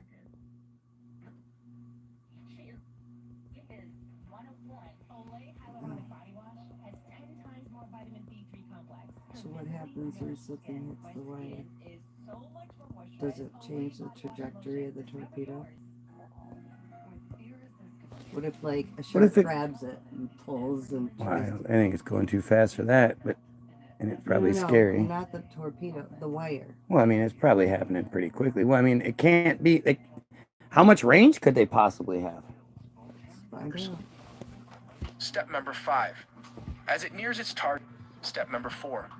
The torpedo accelerates to 32 knots over 35 miles 35 miles an hour. With a range of 8 miles or 12 kilometers. 12 kilometers. It can go 8 miles. Okay. It has an 8-mile cord. Who checks that cord every time? Make sure it's strong. Where the fuck do you store 8 miles worth of cord for multiple torpedoes? See how big those things are. And I saw the front of that plate. Where were the torpedoes located and fired from? That was the big sonar place. Where's the torpedo cord? Number 5. As it nears its target, the wire is cut and its sonar takes over navigation. Step number 6. If a torpedo misses its target, it can circle back and starts hunting the target with its sonar. This one torpedo has the explosive power of 1,200 pounds of TNT, and I guess you do not want to be at the receiving end of this weapon. But reports suggest that new breed of barracuda torpedo or supercavitating are going to be the latest upgrades. Oh, well, supercavitating. The sleeping area of the crew has around So, 100 and... So, if I ask you, what are the most detailed things you've gotten from this so far? How the torpedo fires. and how the rocket fires. Interesting. 19 permanent berths. Just below it is the kitchen, or some call this the galley. It also has a wardroom, in simple words, a dissection, where sailors eat lunch, dinner, or conduct mission meetings. Moving to the back is the upgraded Virginia modules, which can hold around 7 missiles. That is around 28 missiles, just with these 4 tubes. And now the most important part is why they call this a nuclear submarine. Nuclear physics is a complicated subject, but we will try to explain the basic process in super simplified animation. Super simplified for us stupid people. A nuclear reactor consists of 3 crucial components. 1. Fuel elements could be uranium-235 or uranium-238. And these rods vary in number according to the size of the reactor. 2. Moderator here can be water. 3. These are the control rods, and the main function is to absorb any excess or spare neutron in the moderator, that is water. Let's see how it works. Uranium oxide is compressed into fuel. Parts of uranium are packed into sealed fuel rods. The fission of the uranium begins by bombarding it with neutrons. In each fission, 2 or 3 neutrons are released. This in turn causes new fission, thus creating a chain reaction. But in a nuclear reactor, it's important that this chain reaction is controlled after each fission. Only one released neutron should cause new fission. This is how it is controlled. By lowering the control rods, it absorbs the oversupply of neutrons, lowering all the control rods at the same time, and the result is it helps stop the chain reaction. Now that we have mastered the basic understanding of a nuclear reactor. I know I've mastered the basic understandings of it. Step number 1. The nuclear reactor heats the water to 320 degrees Celsius. Step number 2. This pressure regulator is responsible for preventing water from converting into steam. Step number 3. High pressure passes through a steam generator. This is where you want to convert water into high pressure steam. Step number 4. The steam helps turns these huge turbines at a very high speed. Step number 5. The spinning turbines are connected to these gears. Step number 6. The gears and clutch then powers the electric motor. Okay. Step number 7. So wait. So what happens when you don't want to move? Because wouldn't that be a consistent? It would have to keep turning, and then you would think like. Everything's got brakes. I don't know. But then when you don't, when you want to get going, you would have to dip them in. They would have to start the process. And we'd have to get it it would take a bit. Interesting. This in turn powers the propellers of this huge underwater beast, propelling at speeds of 25 knots or 46 kilometers per hour. Step number 8. The steam from the turbines is then passed through a motor condenser, which turns into water. It is then pumped back into the steam generator, and the process is repeated, giving it almost an unlimited fuel for the submarine. Now that you have understood the basic of a nuclear reactor, this is how it works in a Virginia-class nuclear submarine. The heat for this nuclear reactor is used to generate steam. This steam is then used to rotate a series of turbines, forcing the blades to turn at a high speed. In a more simplified animation, these then drove the propellers, moving this 10,200 tons underwater beast at a speed of 46 kilometers per hour or 28 miles per hour. This is unlimited energy of about 20 years without needing to refuel, and only limited by the sailors' food supply. Ballast tank technology is a complicated process, but we will present it to you in a super simplified animation. Dude, yes, let's. In a submarine, there are ballast tanks attached to both the front and back, and even in the middle. Let's take a look at this submarine cross-section from the front. The tanks have flood ports at the bottom and valves at the top. That is not enough water to sink, to pull that thing down. You don't know how much water those hold. Think of how big that is. I'm thinking about how big that is. I'm thinking about all of that space filled with air and those small little compartments. That's like you fill your Mountain Dew bottle with a quarter of the Mountain Dew in it. At the same time, the Mountain Dew bottle empty is not heavy enough to really sink that low anyhow in the water with a large body of water. That fucking but you've seen, you've seen these ships. It's got the help. can ships just float. They bounce and shit. Even with the top open, they just bloop, bloop, bloop, bloop. They just sit there. I mean, a plane flies in air. It's a lot heavier. So it's the same concept. It's physics. But anyhow. It's not just, you can't just say it's physics and then go over it. No. Physics is having, like, so the way they have it is like, there's a tank that goes around right here, a tank that goes around right here, and then two small little tanks down here. And that makes this whole big thing filled with air be able to sink and rise like it's no big deal. In order for the submarine to submerge, it opens the flood ports. As soon as the back and front ballast tanks are filled, look at that. You think that much water sinks that big sub? That much water? Oh, come on. That's not even 10% of the space. Then start to dive or descend just as shown in the animations. In order to move to the surface, air under pressure is pumped into it to blow the water out of the ballast tank, just as shown in the animations. The submarine will... So then where does that air come from? The air is already in it. Like that amount, you can't say, I'm going to take the air from in here and put it into this tank. And like this tank was full of water.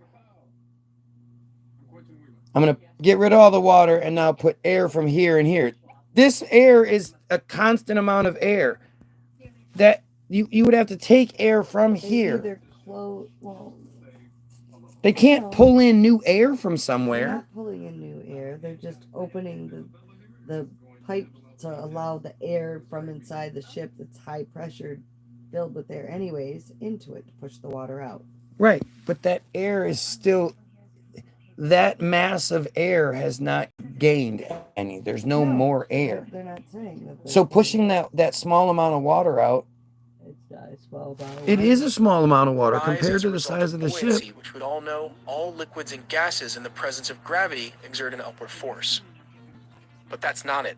The submarine also needs to steer. It can turn left or right by using the rudders.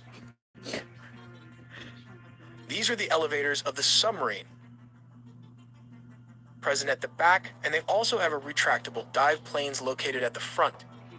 They control the ship's angle, which means they can go up or down. We make original 4K 3D animation from scratch, with a very small team working on it. It doesn't make sense.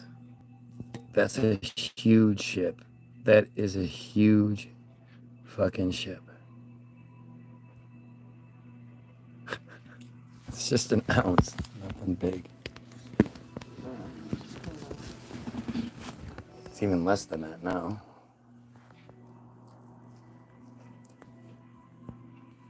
The capacity of submarines, ballast tanks varies depending on the type of submarine, but here are some examples. Fleet tanks 3A and 3B are 19,200 gallons. 19,000. Okay, so think about this. So 24,000 gallons on tanks 4A and 4B. okay, so just think. Okay, so we're talking about 40,000 gallons. So 40,000 gallons of water inside of your vessel. And it's not sloshing. It's not. Well, that's why they're. I know, but that's what I'm saying. Even if it's around, it's still water that's going to move. This is just, I mean, but still, you saw the picture. That water is not just heavy enough to pull down all of that air. It says, when a submarine wants to dive, water is pumped into the ballast tanks to make the submarine denser than the water, causing it to sink. That's not true. And when it wants to surface, air is filled into the ballast tanks from compressed air reservoirs on board. Compressed air reservoirs on board. So then your compressed air reservoirs are not unlimited. Where would you get compressed air from unless you have an air compression tank that's filled? And they know, you notice how they don't talk about how they breathe? I still haven't read anything about where the oxygen comes from. Okay, so how to calculate ballast tank volume. So, I'm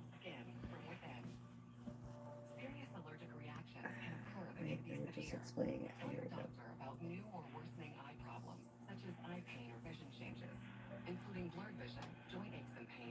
Recognize neutral buoyancy weight means the weight of your sub must equal the weight of the water displaced by your sub. So this means if your sub displaces 2 gallons of water when it's totally submersed, then it will sink if it weighs more than 2 gallons of water. And it will float if it weighs less than 2 gallons of water.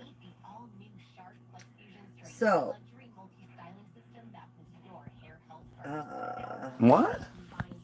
hard part is figuring out the volume of water your sub will displace. Okay, so these subs weigh 80 tons. But it's about how much water they displace to determine Right, but buoyancy. if they're saying that if your entire hull is waterproof, then you just need to calculate the volume of the hull.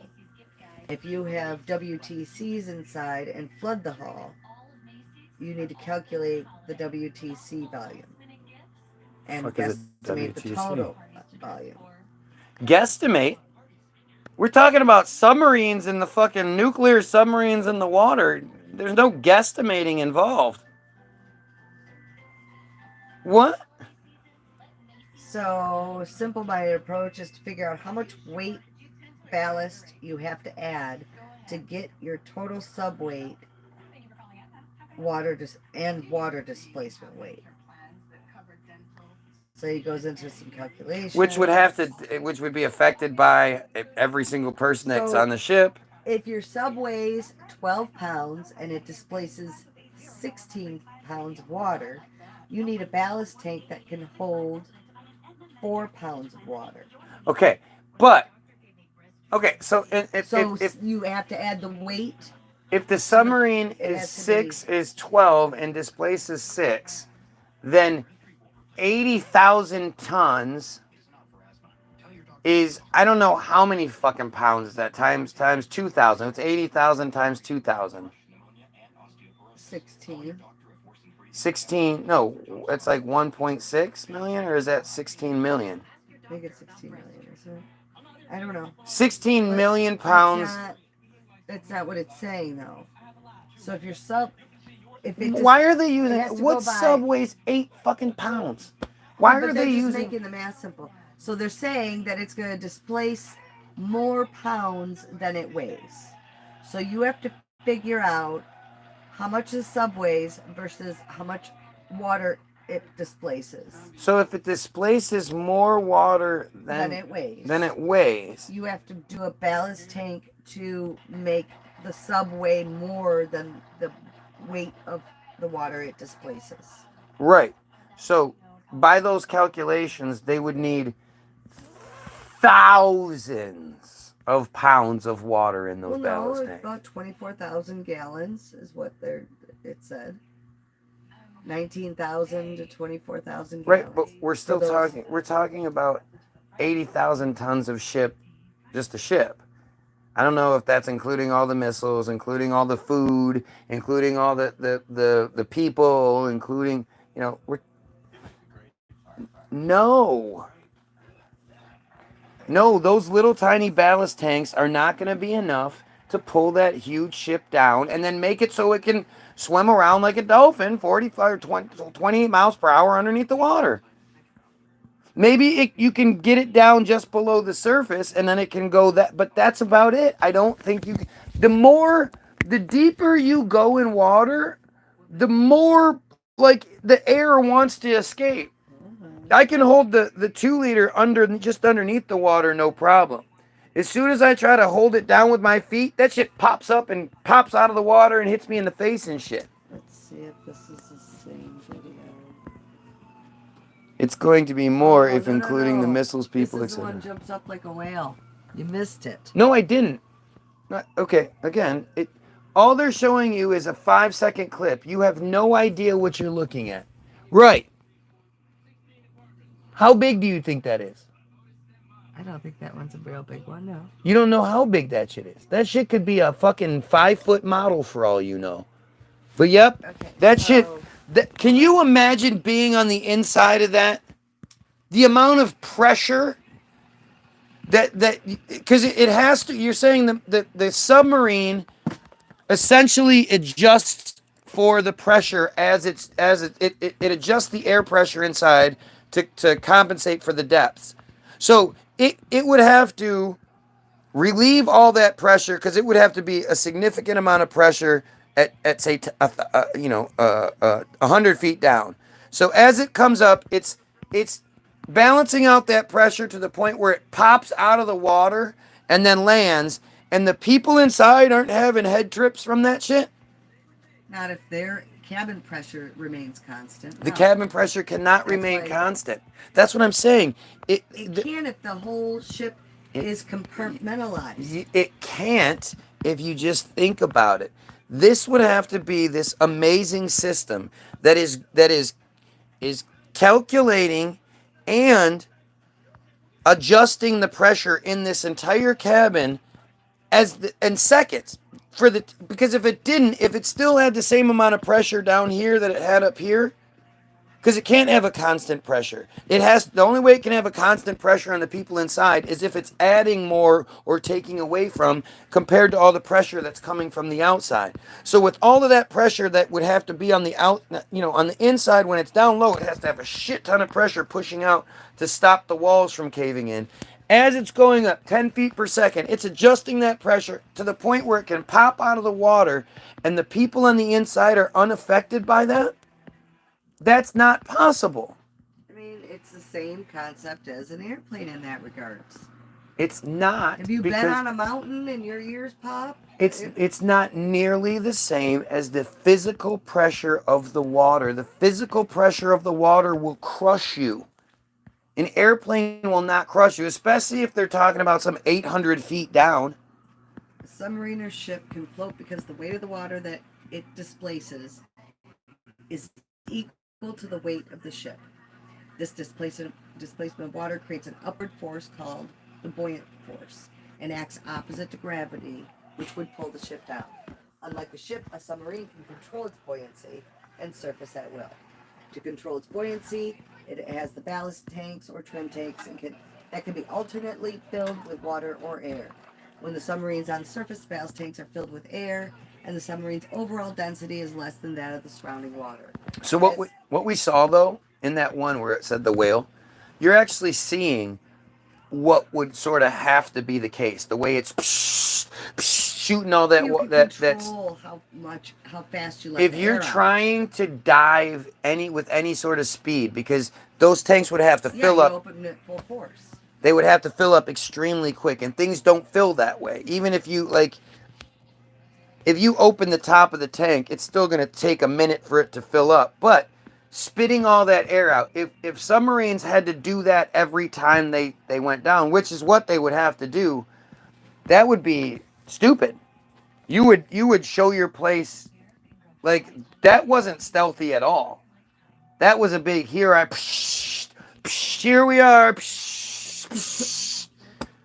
It's just all of it doesn't work together. Anyway, the whole command has a freaking Facebook page. They offered me money. I don't know. When the submarine's on the surface, they're filled with air. Okay. As it dives, the ballast tanks are flooded with water, and the air in the ballast tanks is vented from the submarine until its overall density is greater than the surrounding water, and the submarine begins to sink. I just don't. I don't buy that. A supply of compressed air is maintained aboard the sub in air flasks for life support and for use with the ballast tanks. In addition, the submarine has movable sets of short wings called hydroplanes on the stern. Hang on a second. So, how much air would it require to pump to do that? That's your breathing air. How many times would you be able to surface and go down pumping your breathing air? I mean, but you're talking about tanks of air. They run out quickly. We're not talking pressurized air doesn't last forever, and there's not you can't just those pressurized air tanks then have to take up more and more space. So there's the animation. Stupid drawing. The proportions of everything. Yeah, no. Just no. No. I promise you, even if you have a 2 liter that's full, that's halfway full of water, and you try pushing that shit down to the bottom of the pool, you're not going to be able to. The submarine level to keep the submarine level at any set depth. The submarine maintains a balance of air and water in the trim tanks, Oh ballast God. tanks, so that its overall density is equal to the surrounding water, which is neutral buoyancy. Right. So then we're saying that at 28 miles per hour, this computer system that apparently they were able to create in the 50s is able to calculate as this thing is moving up and down through different pressures of water. It's shooting some out, pushing, coming. Come on. Well, they don't typically No, they do. steer them like that. They They do. If they're going through stuff, you've seen countless movies where the submarine is going like this and doing all that and going, especially wartime subs. They have to have maneuverability. That is not practical. When the submarine surfaces, compressed air flows from the air flasks into the tanks, and the water is forced out of the submarine until its overall density is less than that of the surrounding water, Which would and the take submarine a rises. shit ton of pressure. The hydroplanes are angled so that the water moves up over the stern, which forces the stern downward. Therefore, the submarine is angled upward. In an emergency, the ballast tanks can be filled quickly with high pressure air to take the submarine to the surface very rapidly. That seems to be the only way we've actually seen it come up, is that rapid boom, boom, boom, boom, which looks like you let go of the 2 liter and it just came up. You can want me to be wrong all you want. The evidence is here or not here, whatever way you want to look at it. Okay, so you asked about breathing. There are 3 main problems of life support in the closed environment of a sub: maintaining the air quality, maintaining fresh water supply, and maintaining temperature. Remember, everybody that breathes, just because you have pressurized air for people to breathe, you still have to contend with the carbon dioxide that everybody's breathing out. So let me guess, they have special sensors that regulate the amount of carbon dioxide in the air. The air we breathe is made up of significant quantities of 4 gases: Carbon dioxide, nitrogen, carbon monoxide, oxygen, argon, and carbon dioxide. When we breathe in air, our bodies consume its oxygen and convert it to carbon dioxide. Exhaled air contains about 4.5% carbon dioxide. Our bodies do not do anything with nitrogen or argon. A submarine is a sealed container that contains people and a limited supply of air. There are 3 things that must happen in order to keep air in a submarine breathable. Oxygen can be replenished as it is consumed. If the percentage of oxygen in the air falls too low, a person suffocates. So wait. So when they say that the submarine stays underwater for these long periods of time, how? Carbon dioxide must be removed from the air. As the concentration of carbon dioxide rises, it becomes a toxin. And the moisture we exhale in our breath must be removed. There you go. Oxygen is supplied either from pressurized tanks, an oxygen generator, which can form oxygen from the electrolysis of water, or some sort of oxygen canister that releases oxygen by a very hot chemical reaction. You may remember these canisters because of their problems on the Mir space station. See this page for details. Oxygen is either released continuously by a computerized system that senses the percentage of oxygen in the air, or it is released in batches periodically throughout the day. Carbon dioxide can be removed from the air chemically using soda lime, which is sodium hydroxide and calcium hydroxide, in devices called scrubbers. The carbon dioxide is trapped in the soda lime by a chemical reaction and removed from the air. Other similar reactions can accomplish the same goal. The moisture can be removed by a dehumidifier or by chemicals. This prevents it from condensing on the walls and equipment inside the ship. In addition, other gases such as carbon monoxide or hydrogen, which are generated by equipment and cigarette smoke, can be removed by burners. Finally, They smoke cigarettes down there? Finally, filters are used to remove particulates, dirt, and dust from the air. So then they talk about maintaining fresh water supply. Okay, no, but that's and then maintaining temperature, and then their power supply. So they either have the magical electrolysis machine. Everything is done by just chemicals. And then navigation. Yeah, it's just chemicals. Then rescue. I mean, and that's it. Those are my choices. That's bullshit. So that is sundodgers.com, like some official how submarines work. Yeah. So after all that, I'm wrong, right? And this all just makes total sense, and I don't know what the issue is. Gotcha. All right. I'm done here. I would have been done, but she started reading, so it made it a lot easier. But I'm done. I hope you guys have a great day. Fuck Israel and pedophiles, kill yourself.